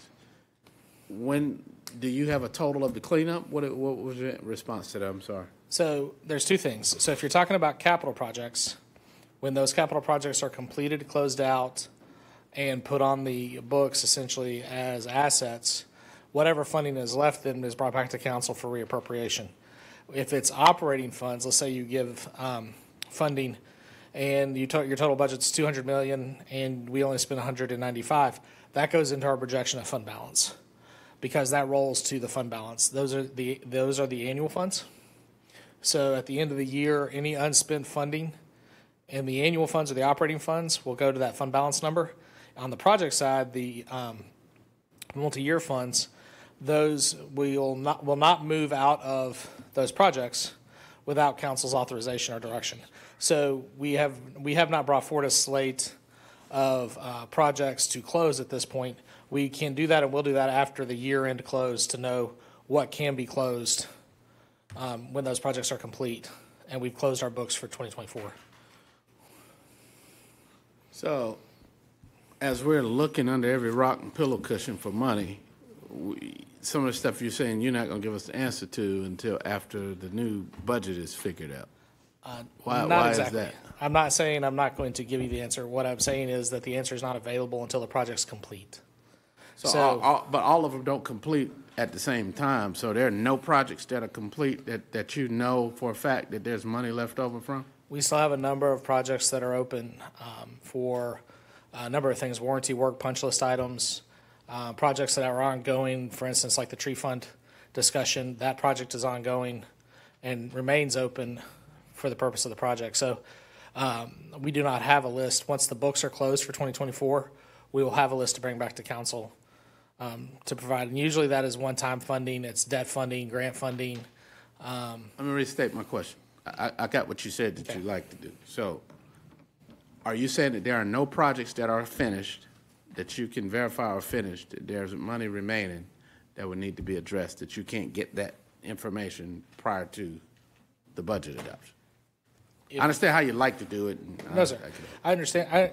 If I understand the question correctly, to take that money out, the projects are still open. If we want to go through the process of closing out those projects. I'm not talking about open projects. There are some projects that I know during the last 12 months that are finished, right?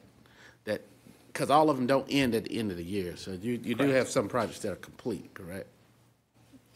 All of our open projects are open. So I'm not asking you about the open ones. Let's take that out of the conversation. Projects that are not open. Do you have any closed projects from this previous year that are closed that have money left over?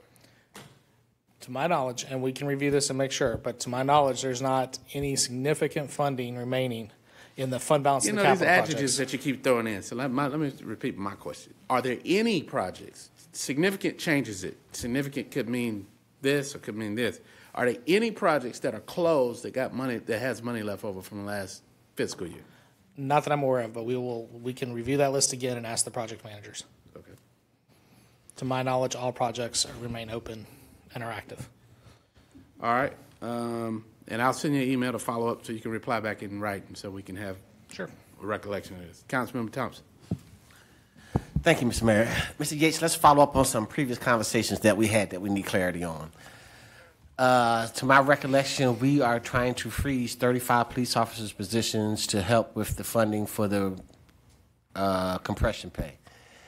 I asked, could we use an additional 17 to pay for the step-up pay? You said we need to consult with the chief. So, Chief, if we have 90 positions vacant, 35 frozen, 17 for the step-up pay, and you could push 35 through a year, those numbers equate to you? Make sure I'm understanding. You're saying an additional 17 on top of the 35 I've already agreed to freeze? Correct. Well, it doesn't get me out of the augmentation shifts that I'm running. It doesn't fill any of the staffing on patrol. It doesn't account for any of the vacancies that I'm carrying. Right now, I'm like scraping pennies just to pay the bills to get officers out there on the road right now. Additional 17, 35 was the minimum that when we discussed with the CMO's office what I could effectively deal with and provide all the services I currently do. How many officers could I freeze over the next budget year or 2 budget years in order to accomplish that? 35 is about the most that I can give up at this point in time to stay consistent with what I'm doing without having to work officers at an overtime rate in order to accomplish the mission. Gotcha, Chief. Next question, Mr. Yates. The question arose with general obligation funds for the safety bond. If the county and the city are going to negotiate on whether we're going to cohabitate, co-locate, or coexist, could some of those funds be used to pay for the compression and step pay? No, sir. Those would be general obligation bonds, and you wouldn't use debt to pay for salaries and ongoing costs like that. So the LGC wouldn't approve you to use the bonds for that purpose. So we cannot use general obligation bonds funds? That's correct. Another question. The money for CIP projects that has been sitting there for numerous years that hasn't been used, that are waiting for bonds, could that money be transferred to be used for pay?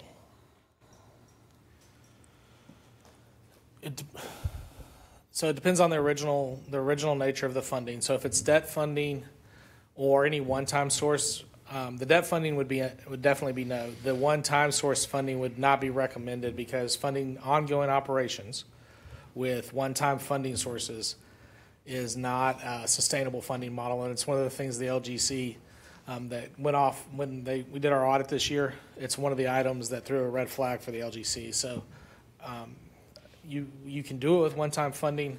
You just have to be really careful of how you do it and what your long-term plan is.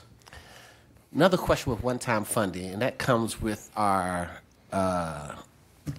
percentage of what we need to keep in our general fund. And I asked, could we go from that 12 to that 10% to pay for that one-time funding for the step pay for the police officers? And you said it was unwise. Can you repeat why you said that? I can, because it's basically the same issue. If you think about it, it's your savings account, and you don't want to continue paying your power bill with your savings account because eventually you won't be able to pay your power bill if your income and your expenses don't match. So that's why it always throws that flag for the LGC, is because what it means is that a city is operating above its means. So what we want to be sure of is that when we use our fund balance for one-time items, capital projects, those kinds of things, that's a sustainable use. If you're using it to plug operations, then it's a little bit more concerning because, again, you've got ongoing costs that you don't have an ongoing funding source for.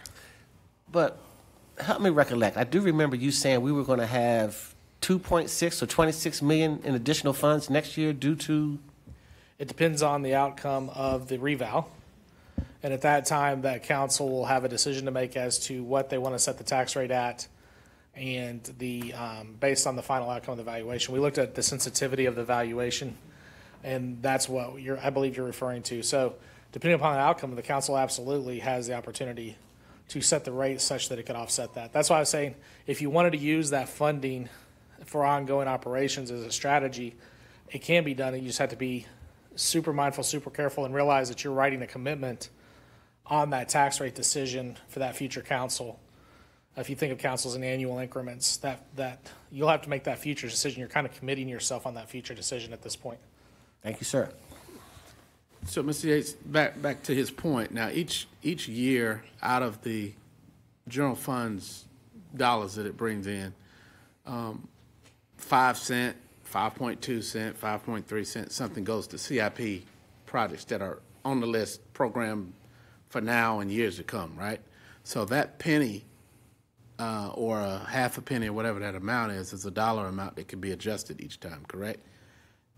Right now, all of your 5.7 I know where you're cents. going. I know where you're going with that. How much is it? It's 5.7 cents, I Okay, believe. so I think what he was 5.07, I believe. what he was asking, kind of like we did during ARPA, was one-time money that comes in can take some pressure off of that 5.7 cents to take a project off, correct? It can. The challenge you have is this year is that all of that funding is committed to debt service. It's not going into projects. It's going to cover debt service. That's tied to a project. That's tied to a project of money you've already spent.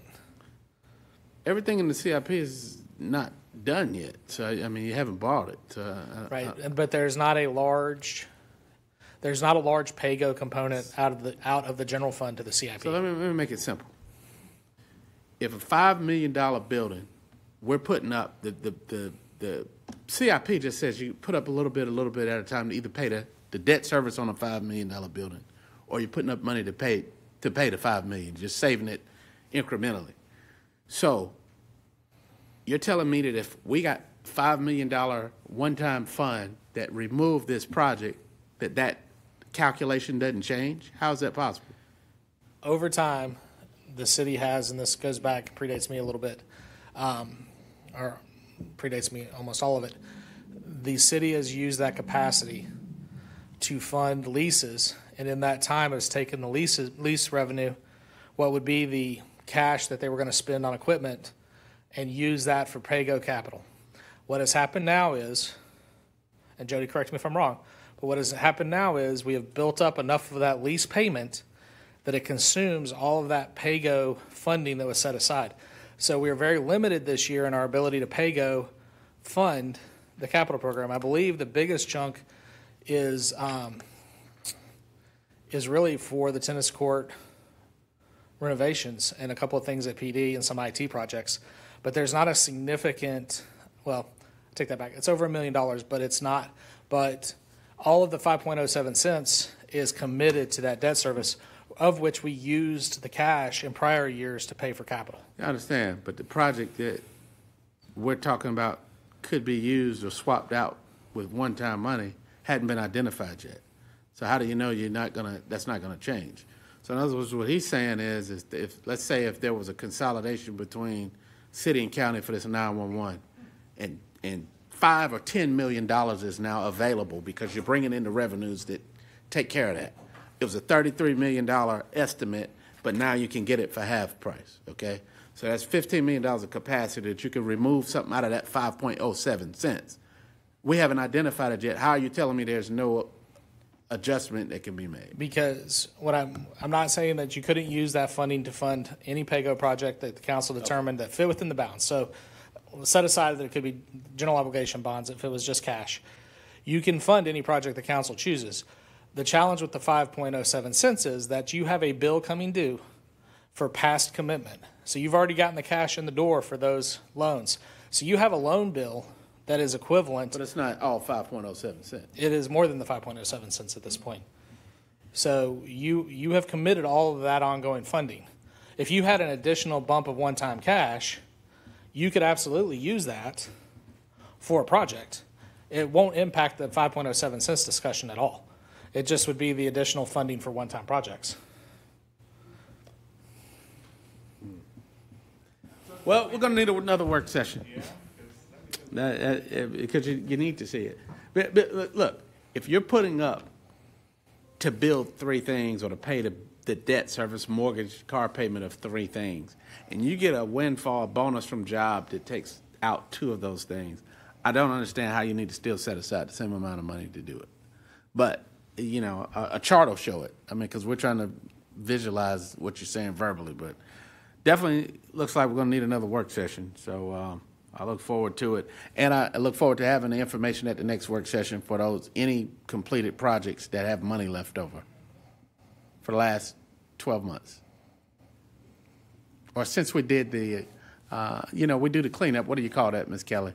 When we clean it up at the end of the year. where we move capital money back over to, or money from other allocations back over.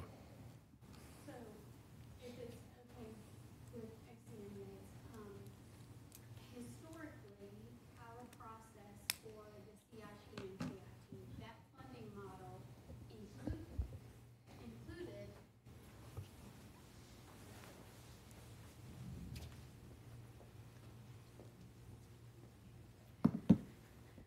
included looking at projects, capital projects that had been closed out or were pending closeout, and identifying what funds were not used, and we referred to it as making the sausage. So we would scrape together everything that did not have an identified use that was left over from a previous capital or technology project and recycle those funds into the coming CIP, TIP funding model. So I have all ideas. I haven't been involved in that process, but I have all ideas that that was done again. Okay, but you all will send us something back that shows that any projects that you haven't done that process, because he said they haven't done the process yet. So they would have done the CIP and TIP funding model, but I'm sure staff will go back and look at that, and if there are any projects that they didn't whether scrape it's together. CIP, TIP, or just operational. If you set aside $100,000 for Parks and Rec and they use 95, we want to know that there's 5 left over. Okay. And if you don't mind going back and letting me discuss the $2 million of ARPA. Yes. And I apologize if this was unclear in our previous communications with council. That $2 million, once we realized that it wasn't going to go for that purpose, and we were in the process of applying for and figuring out all of our funding sources for our Choice Neighborhood Implementation Grant, council had approved Hillside Manor Rehab to the tune, which is a senior living facility. It is part of Fayetteville Metropolitan Housing property. The rehab is estimated to come in at $1.9 million, and so with contingency and closing costs and all of those other things, staff felt confident that the $2 million would be used for that. So Hillside, the one that they're now looking to build a new location to replace them, we're talking about upfitting it? No, sir. They are not replacing Hillside Manor. They are rehabbing Hillside Manor. Okay. And that came to council already? Yes, sir.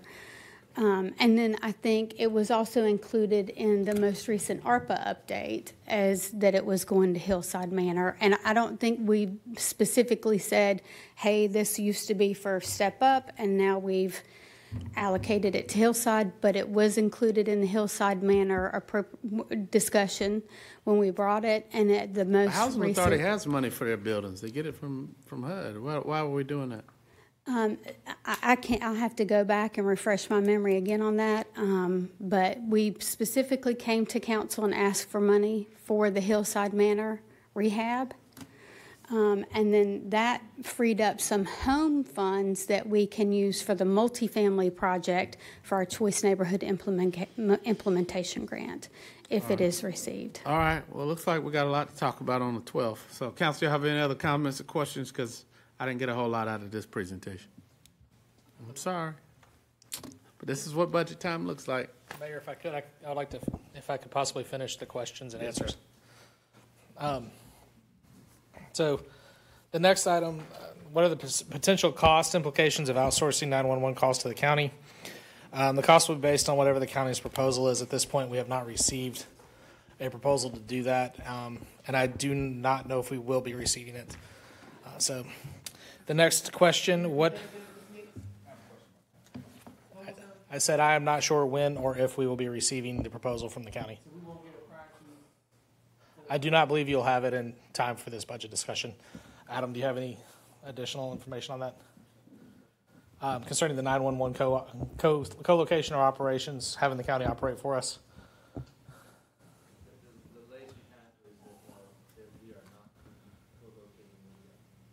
Where's the latest you had that from? That's not what the commissioner said. Oh, you're talking about the letter that was sent before we started the conversation back up? Yeah, I don't think that's the latest, but. It is moving forward, yeah. All right, Councilman Benavente.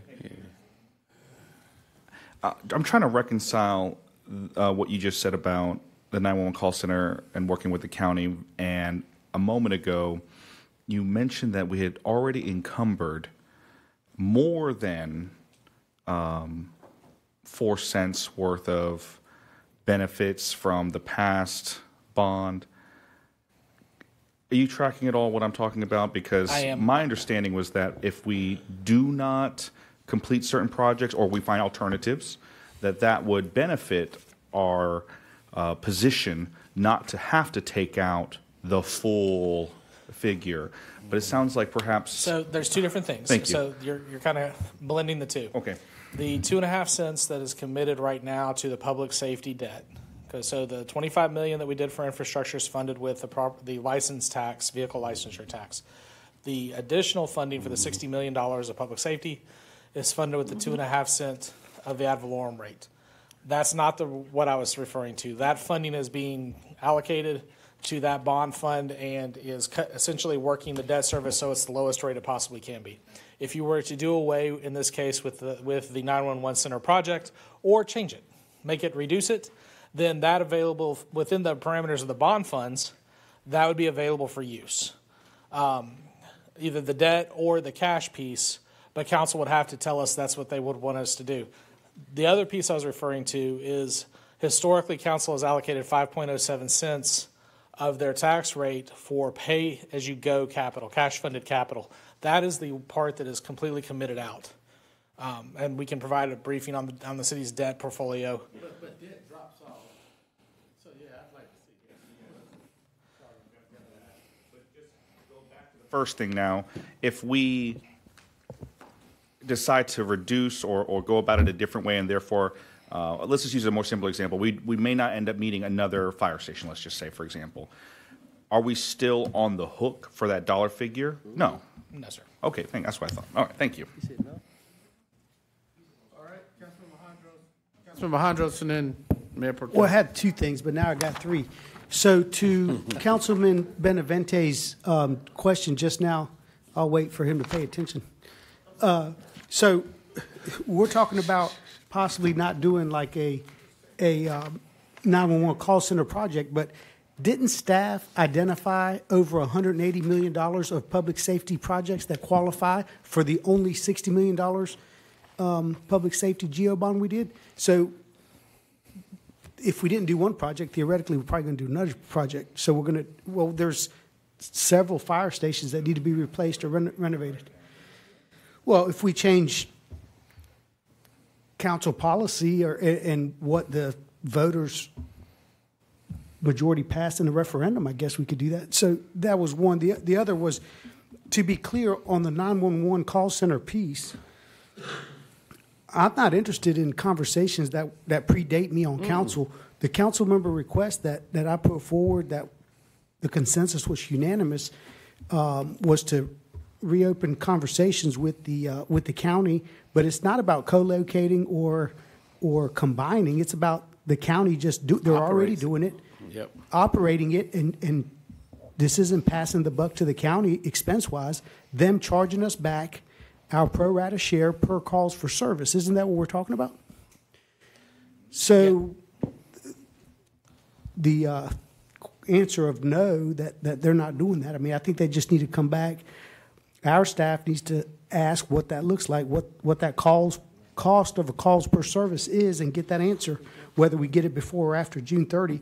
And then my last question, Mr. Mayor, there's been a lot of reference to a June 12th meeting or work session, but I don't have anything. Do we know what time and where that is?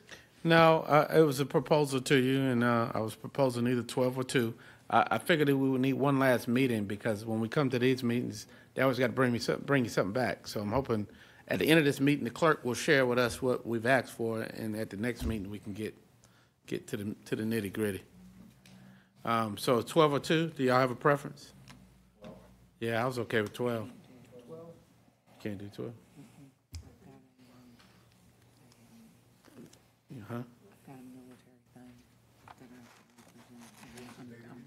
The 10th, so it's a week from today. What's the 12th? So it's Wednesday. Yeah, so it's the 12th. Is that the date? Yeah, I mean, I can do 2. So 12 or 2, guys.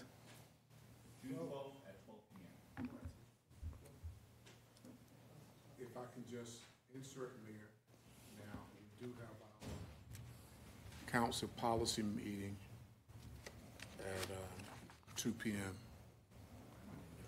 But y'all can adjust that, can't you? Okay. So would you rather make it 2 or 12? 12. I'm good either. Oh, well, I'm sorry. Councilmember Banks McLaughlin?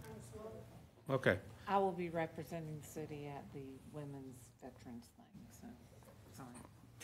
All right, what time is that, sir? 12. All right. I'll get there soon. All right, well, look like we'll probably still be here trying to wrestle these numbers out of I do a have couple of a people. All right. I do have a Yes, question. yes. Is Councilmember Hunter, you finished?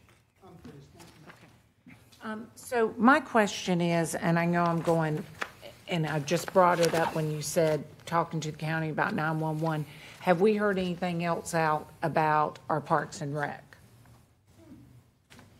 Because I know that we said if we did not get it before our budget season, that we were going to, the motion read that we were going to cancel that or give notice of. Adam, do you have an update? Yeah, well, you come on if you've got something to share. So, Council, there's been some, after we made action, reached out to the chairman and other commissioners. Some knew what we were asking, particularly about the 911, some had not. There was interest in it to do it. It gets complicated when we start calling it co-location. They're talking about operations of 911 and charging us just like they charge Hope Mills and Spring Lake. Now, they'll give us what that looks like, and then that'll be a decision for us to make. Same thing for the Parks and Rec. I was not here when y'all took action, and I didn't know you put a date specific on the motion to tell them that we wanted the agreement renewed by, but I was going to follow it up with a letter or email letter that I copy all of them on, but to chairman, from mayor to chairman, to ask where are they on that, and see what the response is and bring that back to share with council. But I do think that, you know, as we're talking budgetary, if there is a peel off that has a cost, and then now operations would also need to be factored in. But I'll reach out to them because I haven't heard that they were not interested. In fact, Adam has some information in some emails that showed that they were agreeable in principle to most of it, right? Correct. And again, we're trying to move the ball down the field, if you will, but we've had conversations, staff to staff with them. The agreement amended language you all saw, I can't remember when that was, Mr. Jensen, but it was, you know, at a previous meeting, we presented that to y'all. I think it was last work session, so you could see what that language would look like. It did address that administrative fee, and again, all conversations with them to this point have been favorable to that. We provided them with all the information that they have requested, and the mayor seemed amenable to sending over a letter to sort of see where they were as well, which seemed prudent given the timing that we're trying to get this done. Thank you. All right, we good? All right, for our hearts and minds are clear. Y'all ready? Oh, all right. I wasn't finished. What you got, Mr.? Does he? Well, he didn't seem to have anything to ask. I'm sorry. I have. Well, I got just one item. If you don't have nothing else. I still have several things left. Council, if I may. Madam Clerk, how do we do that? I hit the gavel prematurely. I didn't hear. Clerical error. All right. All right. All right. All right, Mr. Yates, let's keep going. Okay. The next question that we were asked is can the MSD rate be reduced, the increase be reduced to 5 cents, taking it from 21.1 cents to 15? The answer is yes, it can, but it'll cost the general fund a little over $92,000 to do that. The way that fund breaks down, there's been some conversation about not being clear about, at least with Cool Springs, that they're not clear with what's included in there. What is in there is utilities, stormwater fees, credit card fees for the collection of their taxes and miscellaneous expenses for those collections. The ambassador program is $60,000 and almost $235,000 for Cool Spring to operate the district. There is no money coming out of the district going to the general fund, nor is there general fund dollars going in. It is in the proposed budget, it is self-supporting. The next question was concerning the parking fund, which we covered pretty extensively earlier. Pier City tax comparison, that was included here, so I'll let you guys take a look at that at your leisure. Then, Mayor, this is, I believe, your question that you gave us a little bit of clarity on concerning the project fund balances. The operating fund, as I mentioned, any projects that are in the operating funds that don't get done, those fall to fund balance and are part of our fund balance projection. So we'll take a look at the multi-year funds and see if there's any funding there. Can the vacancy savings from the unfilled officer positions be used to fund the additional $1.4 million? If that is the case, it would be recommended that you would fund an additional freeze an additional 19 positions to do that. We had a little bit of conversation with the chief about that already. There's about $4.2 million in the fund balance above the 10% policy level is projected to be there. And we talked a little bit about use of fund balance already. Then there were some unfinished questions which we carried over to the next one. So I'll skip to the next one. There still are a couple that we have not been able to get completed yet. On your additional council questions, these are ones we received since we either did not have at the time of the 20th or have since received, and this is hot off the press from this morning. Information regarding water and sewer extensions to Johnson Street and Bonnie Doon area. Based on what PWC has told us, that there is water and sewer main line, trunk lines in those areas, and are available even to the trailer park space. And there's also the 250 then on the parking lot. But there are water lines and sewer lines available in those areas that, based on what PWC has said. How much, go ahead. I'll be happy to answer any questions you have on that one. All right, I can move forward. Okay, now I got that response earlier today. Earlier. So the reason then, and I don't understand what's taking so long for me to get my PWC infrastructure report. I mean, I've had it out there 2 weeks. Where the mobile center was that we had demoed and where the blue structure houses were, and Mayor, you know this, those areas were on septic tanks. That was one of the reasons that we were having the environmental concerns and on and on and on and on. So my thing is, are you saying that there's water and sewer running completely from Johnson Street, at least as far as to Helen Street, and those locations that do not have, that are using septic tank, it's only like that because they didn't tap into the trunks? And, Adam, and what's taking so long for me to, I mean, it's my understanding it's supposed to have been, what, maybe 8 years ago, that there was some form of a feasibility study for water and sewer infrastructure that was in the area. I haven't even gotten that report. It's my understanding that the lines are there. The lots may not be joined on, but those are individual lot owners' decisions, but the main lines. Who are you looking at? I'm talking to Michelle. Oh, yeah, I spoke with Michelle. Thank you. Right. So she did the research and worked with Adam to get the information from PWC. But that is my understanding of what PWC said is specifically the trailer court or park was included. They just didn't tap in. Does that answer your question, Councilman? Well, I didn't have a question on that point. But then my thing then is, for what we're trying to do with the affordable housing, when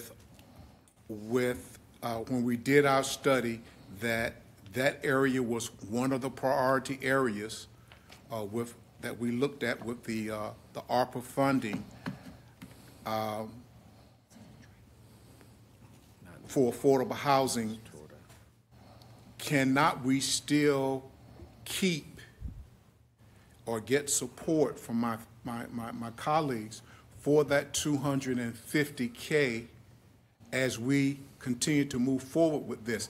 And as you come forward, Mayor, I mean, somebody needs to help me, because if I'm not mistaken, I'm still standing on that $250,000 was given for that area.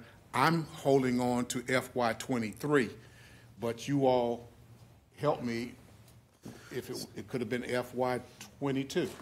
Well, two things, just to give a little context on that. So there was money put aside for Bonnie Doon to run infrastructure down Johnson Street. My church has some properties up and down Johnson Street. They had one that was a food, where they served food, and the health department came by and told them because they were on septic tank, they couldn't do it that way. They didn't have the capacity. So sewer is not all the way down Johnson Street. And I think when we talked about it, because they gave the church an estimate to run it from Bragg Boulevard where it stops down to this house was $50,000.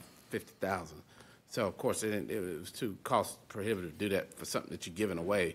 But the point is, I just think I follow up with you, and I am going to have to go at 5. That Bonnie Doon is an area that has a lot of potential. The church, I've connected them to some of our local builders and community development people to give some of the land. They own probably 34 plus acres over there that they're looking to try to do help with the housing. It's close to Amazon, so there'll be workforce and attainable housing options. We do need to keep the money in if it's all possible for the infrastructure. Since it was there, it got taken out back in the day with a tiff between your previous representative for District 4 and some other council members, and somehow it got moved. But Can I hold you right there for just one moment? Yes, sir. Okay, now I'm hearing what the mayor's saying. That sounds good. I appreciate that. But the $250,000 that I'm speaking of, I brought that. Not anyone. No. I'm just saying that the promises were made to Bonnie Doon and then never fulfilled. That was the point. So wherever it is, I want it back. I mean, wherever that funding is, because first I'm told that it was there, and then it was attached to coming down Helen Street with the sidewalk. Then I'm told, oh, it was never there. You were dreaming. And then I'm hearing, okay, then it was there again. So whichever it is, I think we need the support to continue to build up infrastructure for that area for all of the right reasons that we speak of, for all of the priorities that we made for the ARPA funding, affordable housing projects, and on and on and on. So if I can add to that, sir, any housing developer that is interested in doing affordable housing in our community, we have dollars from HUD that if there is a gap in their funding model, we can specifically help cover the costs of infrastructure. So, and using the HUD money first is definitely our preference. So there's not a need to set aside additional funding for that at this time because we don't have a developer who has come forward with a specific request and an identified gap. So, if we do, so you're saying then that, and I'm gonna let it go. You're saying there never was a 250K line item for infrastructure improvement throughout, well, for the Johnson Street area within the last two budget discussions. There's not. Yeah, and my only recollection of that conversation, sir, was last year during this time, during the budget process. That's the only time that I recall having that conversation with you was last year during this time where you spoke about it. And it wasn't secured, according to what you remember? No, sir, not according to what I recall. Well, we need to do the right thing on that. Yes, sir, and if I may, one of the reasons why it may not have been specifically called out is, again, to what I have spoken to about moving forward. We do have HUD funding that we can use for that, for any developer who comes forward with an affordable housing project that they have an identified gap, we can use our HUD funding to help pay for the costs of infrastructure. So we would want to use that money before we use our own money. Yeah, and I appreciate that, but as an interest to help pull the developer in, you know, if we had the funding already there and where we could start doing some commitments of work or trunk ties or whatever the case may be, even if it's one or two, I think that's a great big pool for inviting, or as a form of an incentive to invite the builders in for the area. You're talking about an area that's been struggling for so long, and we need to stop just having the conversations about it, and let's move forward. But thanks, Council. I thank you.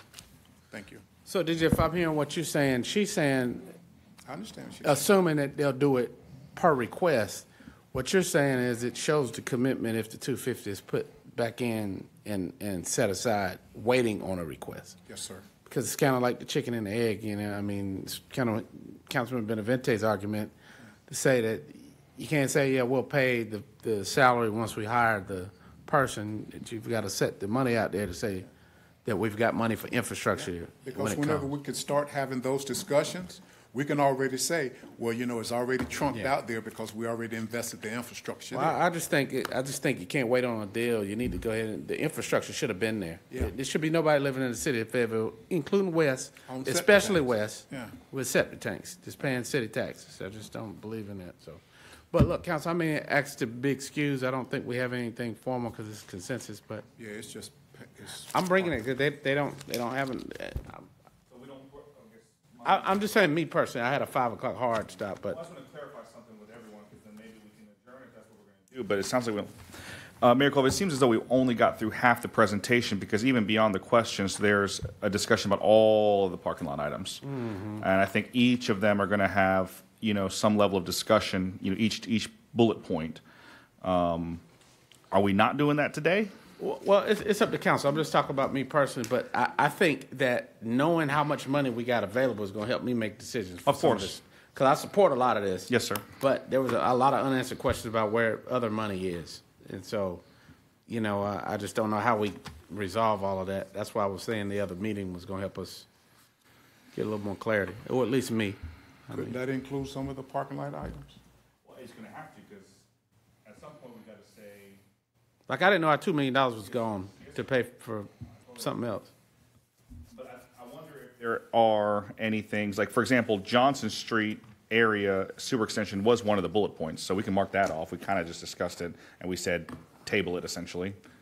I mean, do we want to go down to the next thing with Mr. Thompson's 1.38, Malik's 200 for the playground and fire station 16? I mean, is this the time to do that since we're here? Well, we're not going to go to those big numbers until we can find out where we can find them. Okay, so then in that case, maybe we should just adjourn. That's what I was thinking. That's my question. Yeah, it's just not enough information to make this.